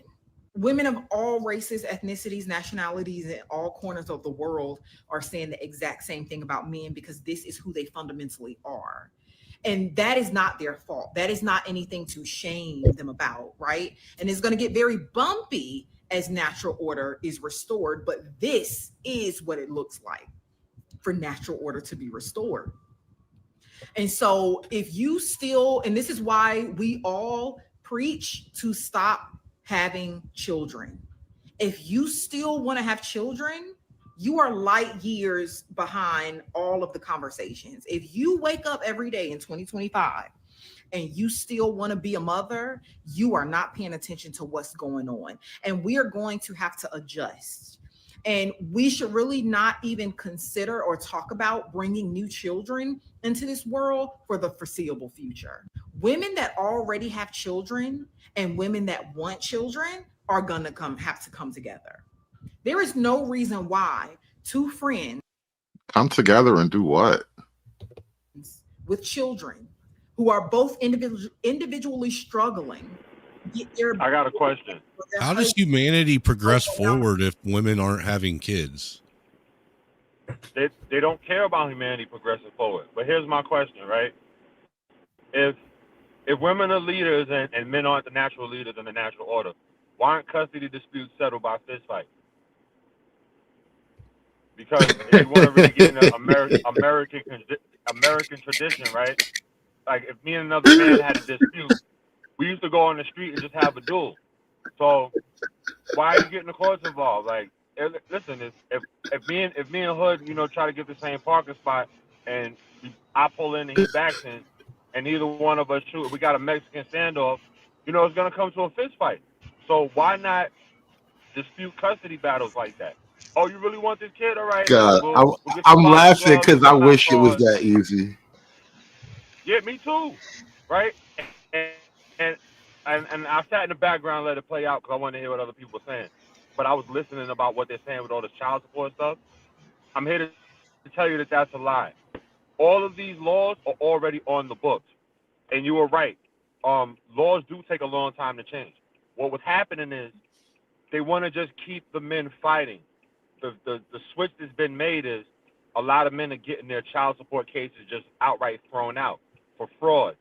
Because 99% of the time, if you do get your child support case thrown out before the child reaches the age of maturity, whatever it is in your state, you can get your support order thrown out for fraud because it's still a contract, and fraud violates any contract. The problem is because the family court is so unethical and it's an administrative process that they benefit from, they're encouraged to commit fraud. And it's really not hard to prove that they actually committed it. So a lot of times you can get your case tossed for fraud. I know for a fact these niggas commit fraud on a regular basis, but that's neither here nor there. So do I, sir. So do I. Right, but if you don't put the paperwork in to get it closed, then they're gonna say that they'll even lie in your paperwork and say that well you agreed to this. No, I didn't. You told me that I was forced to do this. So why are you now changing the language in the paperwork saying that I agreed? That in and of itself is fraud. So you file to get it closed for fraud. You give them all your paperwork. Listen, this was committed. This was done. This was done. But you also have to file paperwork in advance showing what they did as fraud. Now, what they're going to do is, when this comes across their desk, they're going to just dismiss your motion. They're going to say, oh, well, you did this, and this is not right. Okay, well, I'm showing you where the fraud was committed. Now you're committing more fraud by pretending you don't see me highlighting that the fraud was committed. So what is considered fraud? Because you're saying the word a lot, but I don't know what would be considered fraud. Manipulation or deception. Say what? You're being forced to take on a debt under duress. You're being forced to contract with somebody under threat of your license being taken away from you, your freedom being taken away. That's the textbook definition of forcing someone to contract under duress, and in any other instance, that is illegal and fraudulent. So it's inherently fraudulent. So it's fraudulent to get a man to take care of his child financially? No. Okay, it's fraudulent to get a man to sit and sign to a debt that he never incurred. So let me ask you a question. The child is not something. Hold on, the child is not something he incurred. The child itself is not a debt. They're not making me pay for the child itself. They are arbitrarily attaching a monetary value to something that was neither a crime nor an injury. Correct.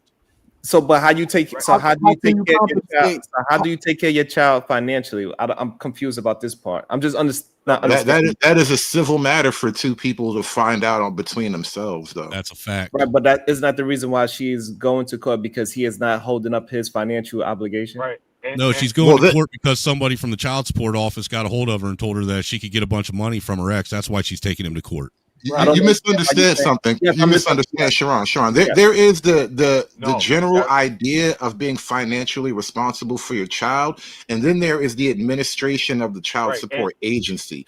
And the child support agency is legally a fraudulent being inherently because of the argument we just laid out. They force you into contracts. There is no legal process. There's no finding of anything. They file your name and they attach a calculation of payments to your name. And so you get forced into a contract off rip. And so by you saying you're supposed to pay for your child, yeah, fine. But still, as the laws generally state in our country, you're not supposed to be forced into a contract. And then on top of that, the government is penalizing you for something that, one, getting a woman pregnant is not a crime, nor is it an injury. And so now you're being penalized, held liable for things that aren't liabilities. Also, I want to say this too. As a country, we are considered we're not considered a debtor. We're not supposed to have a debtor's prison, right? But under the guise of child support, that's the only way. Like it's under Title 4D. Exactly. So like that's the only outside of every other debt you're not gonna go to jail for except child support. And the truth of the matter is the child support office even violates the Title 4D laws, because one of the main rules for Title 4D and to put someone under child support through the Child Support Enforcement Agency, it states it in the Title 4D code itself, is that the mother has to be on welfare, or the person that is going to be the obligee or obligor. However, I forget how. I guess I would be the obligee if I'm the one that's paying the shit. You know, that the obligee has to basically or the obligor has to be on some sort of government assistance. And you know how many men are getting put on child support violating that very Title 4D rule right there, where they got the courts getting involved when they shouldn't at all whatsoever? I mean, think about it. They had the dude in Detroit. He was paying. He found out he owed child support. Come to find out, they do a DNA test. It's not his, but he still owes money and he still has to pay. Dude, I've been paying. I've been expected to pay child support for a kid for the last 17 years of his life that isn't mine. That's crazy. And so, y'all saying that child support is not necessarily fraud, but the child support agency. No, it's fraud. Child It's support more is or less. fraud. Hold on, you let me finish my sentence. Okay, I'm trying to get Extortion. It's fraud. understanding. It's fraud. There's no way to slice it. So one at a time. One at a time. Let them yeah, have I'm trying to get understanding. So child support is fraud, or the child support agency is fraud, or is that the same thing? The whole thing, the whole Both. system is fraud. They're both all fraudulent and for two different reasons. all of itself, because the truth of the matter is if you need someone else's money to provide for your children, you shouldn't have the children. If it is necessary for you to, if the only way for you to survive and provide for those kids is it is necessary for you to have someone else's money to do it, then you shouldn't be in possession of them kids and responsible for them to begin with, because they're fucking responsible. They're expecting you to be responsible for them because they can't go out and make the shit happen. Right. But, Just like but we understand that child support does not support the person's whole life, right? It only gives you a portion to help the child. So Sharon, think about it this way, though. I don't know why we acting as if majority of men are paying child support as Sharon, think about it. Oh my! Hold on. One at a time. Let him get the question out. Let him get it out. I'm not interrupting nobody. So when a man is paying child support, he is not sponsoring the whole mother and the child's life. He's just paying a portion. Most men only paying. Why is a man supposed to be responsible for paying a portion of that woman's bills? No, man. The only thing that I should be responsible for as far as child support goes is what. Chill. No, I'm not going to chill because I want him to finish the whole question and then we'll have answers and shit. But you got to get the whole question out. Because he's gonna pretend to misunderstand. So I need him to fully pretend. So get your question out, please. That's crazy. Men are not paying for his baby mother's full life. He is paying $50 to $100. He is paying for his portion of the child, not the portion of her life. His portion of the child. That's technically not true, because in they also quantify, or they gauge how much you're supposed to provide for child support based on the child's lifestyle. So that's not just the child's lifestyle, but the mother's lifestyle. Exactly. Obviously, you've never actually filled out one of those child support paperwork things where they figure out what the child support payments are. And that's where it can get ambiguous, because, okay, who dictates what the child's lifestyle is? Who dictates that? That isn't even what I'm concerned about. I don't care about the child's lifestyle. You can upkeep that. My concern is why does it matter how much she pays in rent? Why does it matter how much she's paying on her electric bill or her gas bill? Why does her car payment matter? Why does her insurance matter? Why does her cell phone and her cable bill and internet matter? Right. Because you know what? That shit doesn't matter at my house. Why do I got to pay half of her fucking bills and all of my bills? Think about it this way too. I know you're kind of being disingenuous, Chiron, but it's like if I gave somebody a car, right, or some furniture, if you can't maintain the payments, they repo it, right? I mean, it's the same similar concept. If you can't maintain what's been given to you, then usually you're obligated to return it back, either by force or voluntary. So I mean, the same principle should apply towards the children. If you can't maintain a child, then instead of, if you can't maintain yourself, let alone yourself, exactly. I want to address something. I want to address something real quick. And Carmen in the chat, she asked a question. Hood, would most men have issue with child support system if it could actually only be applied in real, quote, deadbeat scenarios with proven paternity? Genuinely asking. I think that question inherently trims back the overall scope of the child support mission. So that alone would make it better. If you were just going to restrict it to like actual deadbeats who refuse to pay, even though it's like a full acknowledgement, we've tested that this is your kid. Yeah, it's a lot easier to sell me on the idea that some kind of intervention should happen. And maybe we quibble about details on another time. But I think if you scale back the overall scope of it, I would be amenable to it. Yeah. But I just had an epiphany. But that's not what it was. But that's not what the system was designed for. The system is ultimately designed because here's the biggest problem. The biggest problem is that even with the advent of the manosphere, we're still calling it child support. It's not child support. Child support is a slang term. They call it child support so you can be shamed into, like this guy said earlier with his matriarchal babble. You don't want to take care of your child? That's not what it is. It's Title IV defunding. It's Title 40 of the Social Security Act. It's a reimbursement for the welfare state because that is a fact. women have drained these social services. Can you? That's a complete truth right there. Most people don't really see that, but that's the reality of it as a legal process. It's not direct payments to children. It actually goes into government coffers, and then the government decides how much of that money they'll now trickle down to you. Hood, can you real quick? Can you put up Cantrell's comment one more Right, time? and there's been several cases. There've been several cases where the state said that money doesn't even belong to the women or the children. There's been cases where they said this is our money, and a lot of times when a woman is on welfare, she'll complain about not getting the money. The reason she doesn't get the money, even though they're taking, because like Chiron said earlier, oh, it's only like $100. He's regurgitating the things that they say. No, lady, you only have $100 left after they deduct what they took from the father to reimburse themselves to pay for your welfare. So the fact that the woman can't take care of the child on their own and they're using the man's income to subsidize her welfare means that she shouldn't have the child in the first place. Right. But this is not true because if we go by court documents, it shows that there's no money majority of the that men are is not true. majority How many of. children do you have? I have 5. You don't know? You have 5 children? Yes. And so really, how many child support cases do you have? 0. Right. So I'm telling you listen, you're either uninformed or misinformed. That's not how the system works. But you can go down to your local family court and sit in the actual courtrooms and see. Hey Hood, I put a link in the back for you to play. Right. So what I'm saying, I can't see a name. What I'm saying is that it's like a 2-minute link. What I'm trying to understand is that the women that are getting $100, you saying that they also the men are paying more because they are left with the $100. That's what they are getting after everything is said and done. Regardless of that, if they are receiving the $100 after everything is said and done, that $100 is not enough to maintain nobody's lifestyle. Is what I'm trying to. But that's not the government's business, and so the government is choosing to do that and making us pay for it. So that's the problem. Yeah. Right. Understood. Right. So when are you entitled to a lifestyle? If you want a lifestyle, you got to go get a job and take care of yourself. What is this lifestyle question?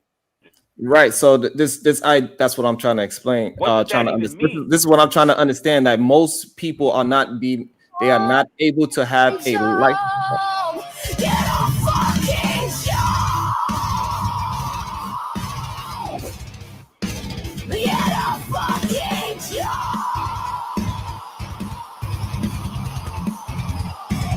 Pay for your own shit. You get a fucking job. Pay for your own shit.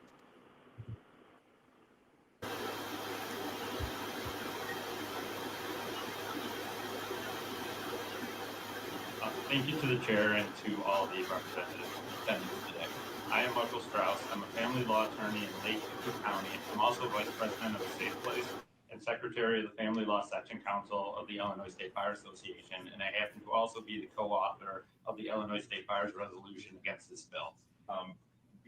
Currently, the state of Illinois gets federal funding and grants, and individuals obviously get state aid. There's very real potential for this state to lose federal funding, and I'm talking millions, possibly hundreds of millions of dollars, as well as parents not being eligible for the state aid. This issue has not been addressed by those in favor of this law. And so potentially Illinois loses a lot of money, poor families lose more money, and our state gets less money. What's in the best interest of the kid is not to worry about how much federal dollars we're going to get for food stamps in this country. There's already litigation on that issue, isn't there, when there was 50-50 for parents? And I've been speaking with some of the judges in Cook County. They brought up that there's been ungodly amounts of litigation to ensure that the people kept their food stamps, because frankly it's life or death. Without them, they have a big problem. So let's make sure that we keep our kids out there. Let's keep the fight on so that we can continue to get food stamps. I want my people off of food stamps. Yeah. What do you mean? That's ridiculous to even bring that up. Let's keep that down in the back. Nigga, just like me, for real. All I know is that not more than 2 minutes ago, you asked me not to rebut a question, and yet. I understand that. I'm trying to keep everybody to the same set of rules to the best of my ability. Thank you for that, Snowman. And apologies, Chiron. I had to jump in with that interlude because it felt needed. And this is the reality of it. So on the one hand, you have a lot of people screaming, look, get a fucking job since you're so bad and you can do it and you're strong and independent and all that stuff. And on the other hand, we have the government funding women's so-called freedom with just forcing men to pay for shit that they shouldn't have to be forced into. You are literally extorting men to pay for welfare. I don't see it that way. I was standing corrected with one of your super chats. The guy, that attorney just said it out his own mouth. A month, and so if it's $430, let me bring that up. Let me bring that up real quick. If it's $430 a month, like I said, that's not sponsoring anybody's lifestyle. That's the only issue that I have with it. Dude, I have never spent $430 in a month on any of my kids, ever. That sounds crazy to me. But here's the bigger problem with his matriarchal babble. If that's the case, why don't they monitor what the woman is spending the money on? I get what he's trying to say. Okay. But his whole statement is contaminated because you can tell that he was raised in the art of matriarchy. If what you're saying was true, right? Oh well, you can't say it's maintaining her lifestyle. If it's not maintaining her lifestyle, whatever that may be, even if the lifestyle is poverty, why don't they regulate what the money is spent on? They're never going to do that because it's like when you if you work sales, right? When like a Black Friday sale, they only have like 4 of the TVs that they advertise because they want to get you in there. So the sales pitch for child support is, listen, just come down here and file this paperwork and we'll give you money. Every other portion of the Social Security Act, you have to qualify for. There's income requirements. There are even women who make more money than the men that they put on child support, and they still make the man pay child support. Right. So it's not about lifestyle or someone's ability to take care of the child or someone's ability not to take care of the child. The purpose is for Title IV defunding so that the state can be reimbursed.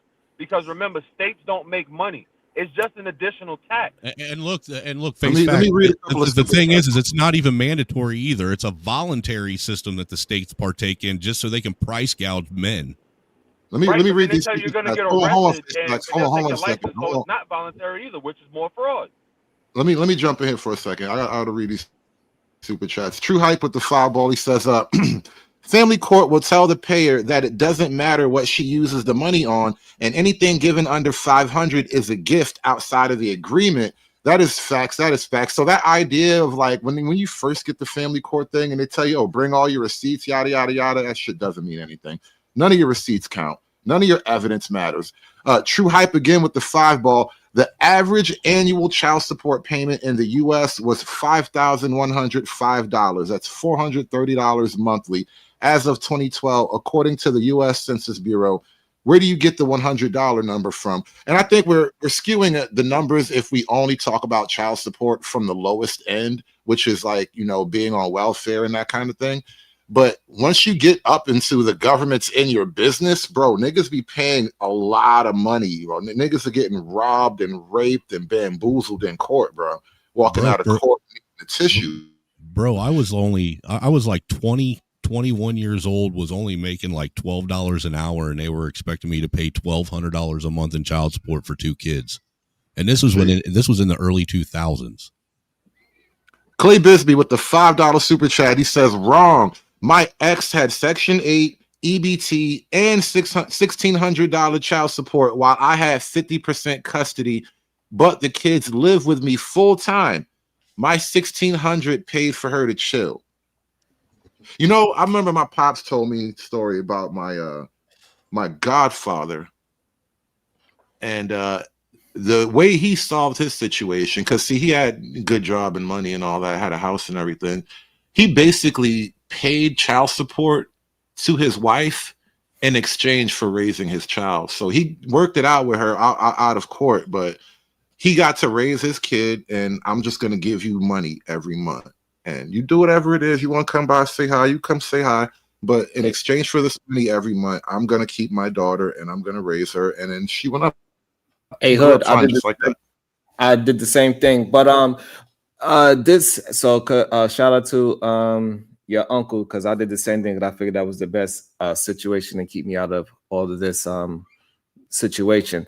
But I don't understand this comment of if he could prove that the child lived with him full time, why would he pay that much? I didn't know that was possible. That's crazy. Well, that's kind of the point of these type of conversations, Chiron, and especially like for an individual like you make a lot of statements that start out, we know, with these men, and I don't know that it's born from a place of raw knowledge. I think it's born from the general narrative about how these niggas are and how these men are. But the reality is that there's a lot in place that just kind of makes these men the bad guy when it's not really that way. Like, the game is rigged in a lot of quiet ways, bro. If they bring the evidence that shows that this is the majority of men that they're doing this, and then that would be the case. Just like he brought up that is $430 on average, according to the CDC, whatever. I'm going to take it as a true statement for the meantime until I can do my own research. I don't have no problem with dealing with proper information, because my whole thing is that to deal with the honest truth, whatever that is. So see, you were fortunate to sidestep the whole court system of it all, because not only like what you and my godfather, for whatever reason, you managed to get a woman who was willing to negotiate, right? Because a lot of time, and especially when you're dealing with, like, say she on welfare or something like that, it's an automatic. There is no negotiation. You just get fed into the monster. And so that is kind of the best approach to it, is to just work out an agreement outside of the court. But I mean, once the court gets involved, it's fucking cooked, bro, because now you got to fight. You're basically fighting from a hole in a lot of ways. So, but also I chose a person that I know that had a good percentage that she wouldn't do such a thing, right? She has some kind of common sense. She knew what I was doing before we went to any kind of court system. And if you go ahead and map it out, you'll see if you do it with the court. It's a gamble, though. Yeah, no matter what, nothing's 100% guaranteed. Yeah, And every woman I've ever been with said she wouldn't do to me what she did to my. Right, Sean, that was the point of contention we were having earlier this morning, where, like, it's not that you're not totally right in making good decisions and character judgments, but you're never totally sure. Anytime she can call a left play, she can go left at any point, I'm saying. And that's anybody, really, anybody for that matter. However, you cannot live your life since we talking about the dating market, you cannot live your dating life in fear of some woman is going to take advantage of you. It's just not a real thing. You got to just lessen the as much. What are you talking about? You tell these women to live in fear of some guy going out and raping them all the time. That because statistics shows what women actually. Well, statistics show that women are going to fucking are financially rape men. It doesn't show that. That's what I'm saying. So $430. That's actually what it does show. It does. But if you actually look, you would see there's a huge economic advantage and incentive in what you think is a fair dating game. So what I'm saying is that if $430 a month, not going to keep statistics on that. The fact that women use child support as a threat to get you to do what they want you to do. How many times? Damn, we lost them. So if $430 is the average, we cannot use the fact that some men that's making an egregious amount of money, and then they go to they get the okay. You got to do what I. Face facts. Hold on, bro. You must be in the dead zone or something. Just hold on a minute, because your signal is choppy right now. Sharon, you got it, please. Yeah. So yeah, he can't hear us. Yeah, he probably got a delay too. They wave child support around like a loaded gun. Okay. And so like and so for the women that do get that spousal support from the divorce and all that, I just don't think it's fair to use that as that's what majority of women are doing. It's just not a truthful statement. Majority of the child support cases, the majority of women aren't getting spousal support because you got to be married to get spousal support. Yeah, child support and spousal support aren't the same. Let's not conflate. Right. And so that's why I'm saying that we should not be pushing out that child support is producing majority of women's lifestyle. It's just not true, especially when he just brought up the stat that it's $430 on average. Well, no. Let me kind of broaden the scope, because it's not just child support. If you're going to say that, there's a plethora of things. So, like, in the course of the show today, and I really got to wrap this up because I got to get the fuck out of here soon. But in the course of the show today, we were talking about bread or buns. We started out with that little, zillennial conversation or whatever these kids are talking about. But it went from there to just the vast network of different financial things that are propping women up.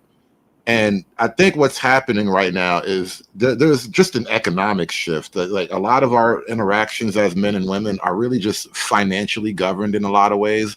And once a lot of this money dries up from women, it'll start to make changes down the line. And you'll see what I'm talking about, where when the government pulls back, that is kind of what's going to change things for women. And it's not really about, men being mean or nothing like that. It's not about women's being unsafe around men. Women just have been propped up by the government, and now the government's kind of running out of money. Hey, I'm all for it, because now it won't be no excuses for either side. Both sides are going to have to stand tall on what happens once this situation come to fruition. I'm here for it. Hey, we gonna see. Yeah, Chiron, it's been good to have you up here, but I really do got to shut this down. I just realized I went in like triple overtime today. But thank you guys for coming out tonight. It's going to be a great point to end the show. This is actually a pretty chill conversation today. I had a lot of people come through. Thank y'all so much for hitting that like button. Like, share, and subscribe on your way out the door. This has been Bread or Buns. Thank you to all the panelists that came up on the show. Damn, we know what we had Truth up here. He never actually jumped into the show in the conversation. I know what he wanted to talk about, nigga. Let it go, bro. Let it go. Chiron, listen, since you're here, I'm gonna give you the fucking tea before the shit hits the YouTube gossip street. Yeah, you better. On it. So we on my panel the other day, like day before yesterday, right? What was it? I had to go run around. It was Friday, I think. So right. It was Friday. So I did my show, my regular thing. Then I opened up the panel, and I told the panel, listen, I got to go mobile because I got shit to do. So I left the crib, and now I got the show on. I'm on my phone. And I'm not even on the panel at a certain point. And so they having a conversation about something. And for some reason, this one dude, I forget his name, like Elijah or some shit, because he never been on the panel before. He never came around. He had a good, wholesome Christian name even. Yeah, right. Yo, so the nigga reveals, you gotta go back because the show is still up too. The nigga reveals that he was overseas. I think he is currently overseas, but he said he said he lives in America. Oh wow. But either way, he got a 16-year-old bride in like Africa or some shit. Not bride, fiance, bride, same shit. Because remember, he had to be checked out by her 7 uncles. Right. And so right when I came back to the show, because I'm like running errands, I'm not even listening or nothing. And so I come back, and this nigga Truth was like, he was saying some shit like about I couldn't understand what they was talking about. So I jumped in. I'm like, wait, is this the worst time to come in? And so the nigga, I'm asking him questions. And so apparently, yeah, he's in Gambia. He had like a 16-year-old bride. Wow. And so I'm asking him, so how do you make some shit like happen? Because 16-year-old doesn't just fall in a nigga lap. And so the nigga start giving me some pro-black babble about he went over there and he did his right thing, got approved by her uncles and da-da-da-da.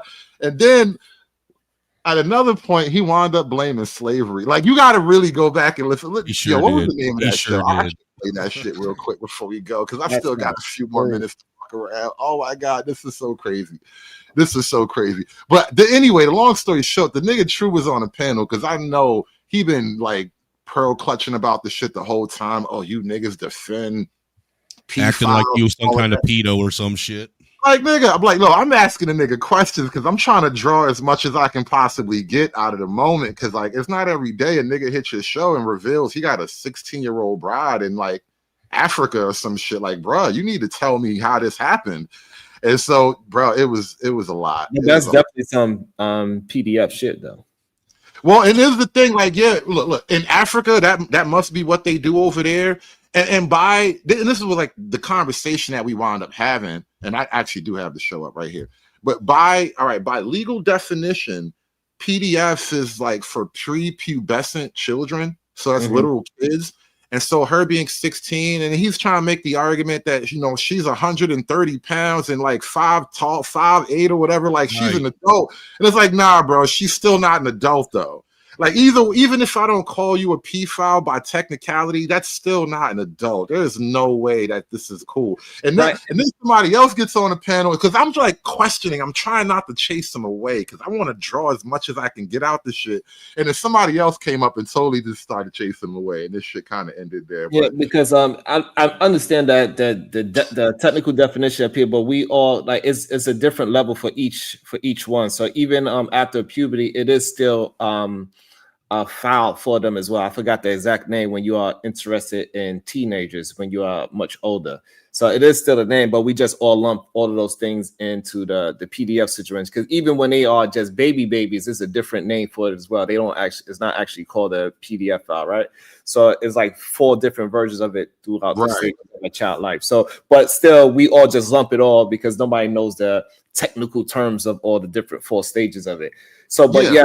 So in general, like we're just gonna say, like it is what it is.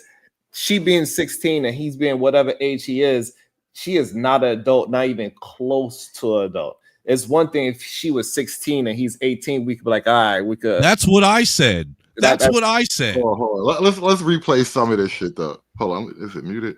But yeah, this was a hell of a conversation. No, I'm not. I'm just not cool with some 30-year-old dude trying to marry my 16-year-old daughter.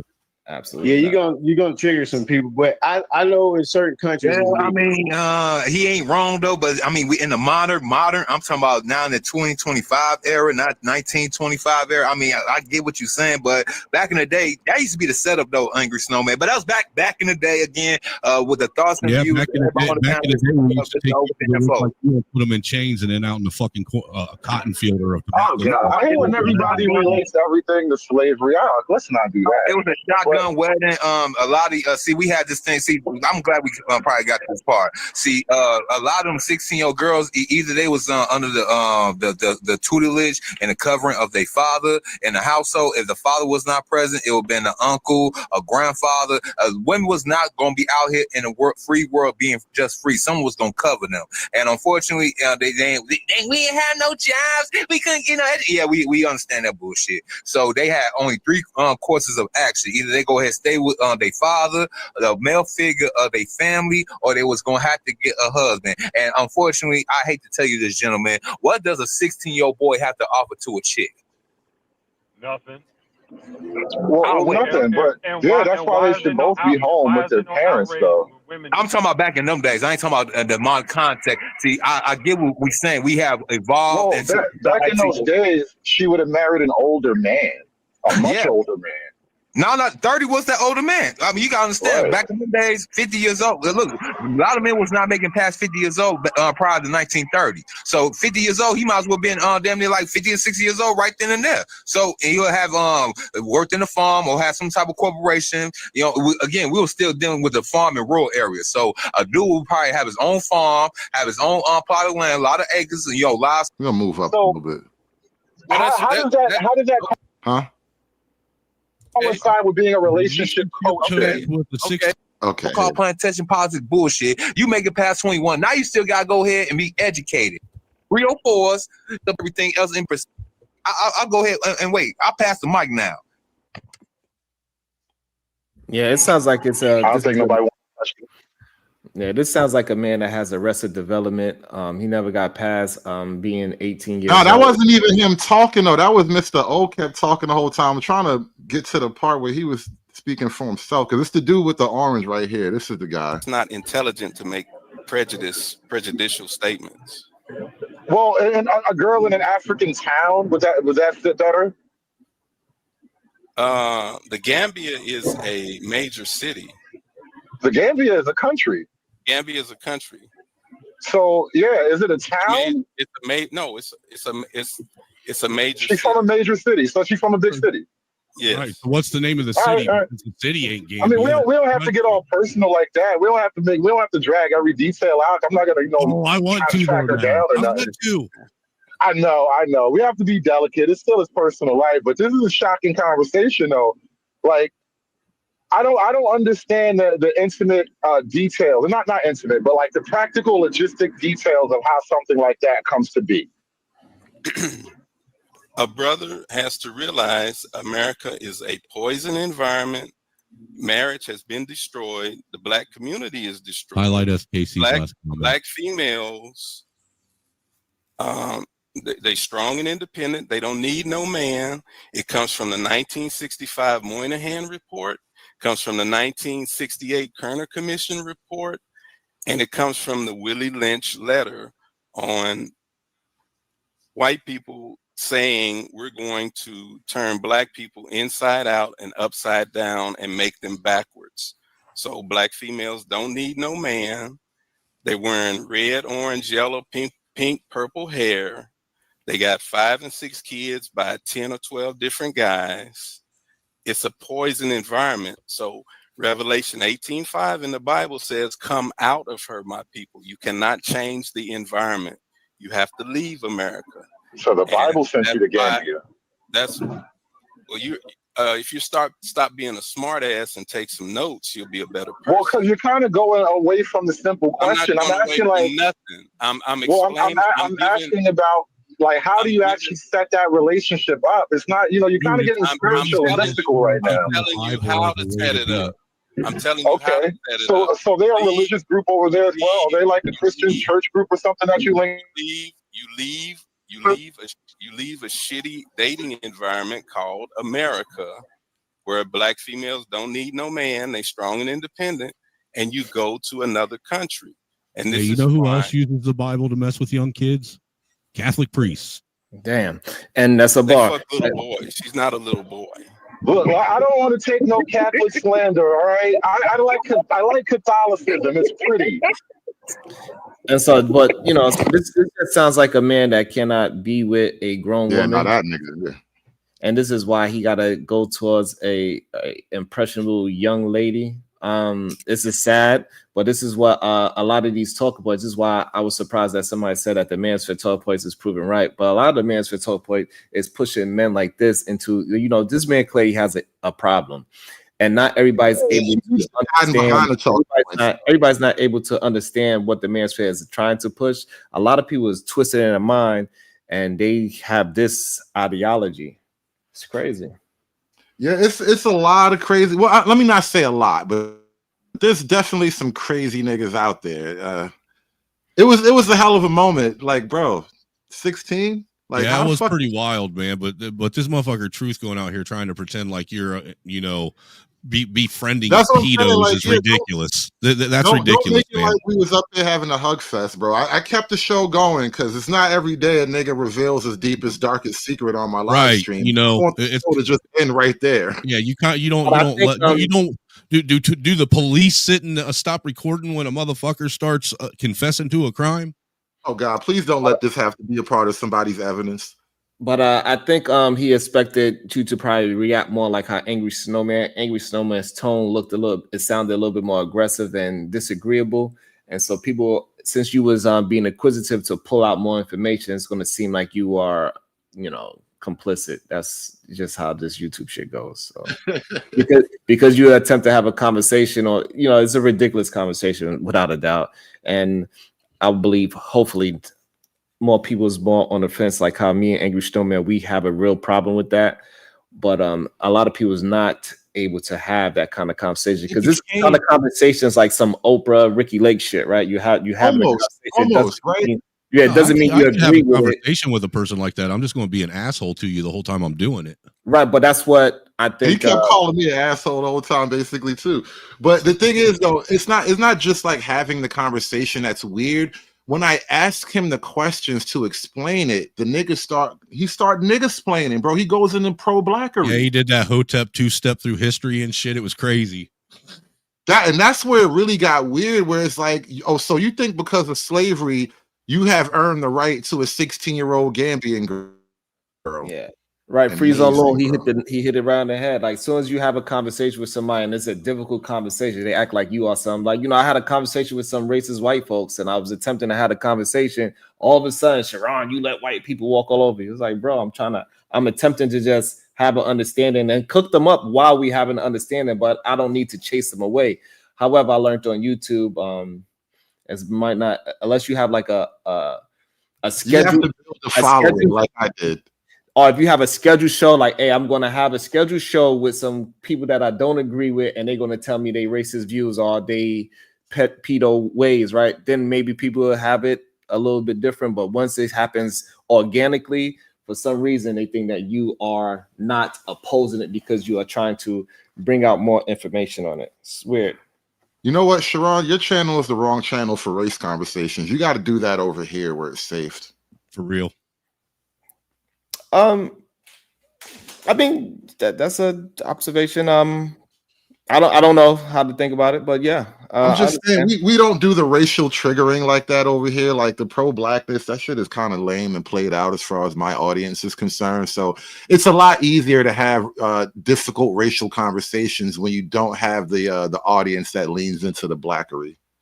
But it's also very difficult for some people to just have a conversation. Like, you know, like when I came up here, they was like, oh, Chiron is going to do this and do that. Like, I'm talking to the topic. I ain't try to push no agenda. I don't try to push agendas. I have a conversation towards whatever the topic is, if I can. Come on, Chiron, you a walking agenda. Right. So this is the problem. So that's the problem. People would try to act like I'm some kind of agenda when I'm just speaking my mind. I do not think that Angry Snowman is a walking man agenda because he agrees with everything man. It's just how he is. Some people are like that. That's just what his beliefs are. I do not say, oh, you just a walking male agenda. As a host, I didn't try to walk you into a particular conflict anyway. So I didn't necessarily want it to just be that. It could always be that, but that's corny too. And hopefully when you come to my show, you can act the way how you host. Shit. Well, I'm a host here. This is how you behave with power, with benevolence and grace. When I come to your house, I hope you behave that way. I usually do, and you be going off the rails. But I appreciate that if, you know, we could just continue to have a tough conversation. We could just have a back and forth instead of pushing some narrative on me. I don't need no narrative. Just have the conversation. There's nothing wrong with us disagreeing. We could disagree. Like, it's okay. And that's a great point to leave this conversation. Ladies and gentlemen, I am getting close to quitting time. I got other things to do. So back to my real life. This so motherfucker acting like you got a job or something. You want to stop acting like I'm Tommy, nigga, all right? I am damn near white, all right? You know, the other day somebody asked me if I was white, and I said yes. Just go with it, all right? God damn it, you're going to stop treating me like that. I got a job and everything. So anyway, that being said, it's time to just hit the ripcord. You guys have fun. Thanks for watching. Appreciate you so much for supporting the show. Shout out to Chiron Bracy, the SBG gang. We are out of here. Have a great day, you guys. Aspiring to be patriarchs like what white men have, that isn't freedom. That isn't going to help anybody. It's certainly not going to help black people. It's done. It's done. It's done. It's done. It's done.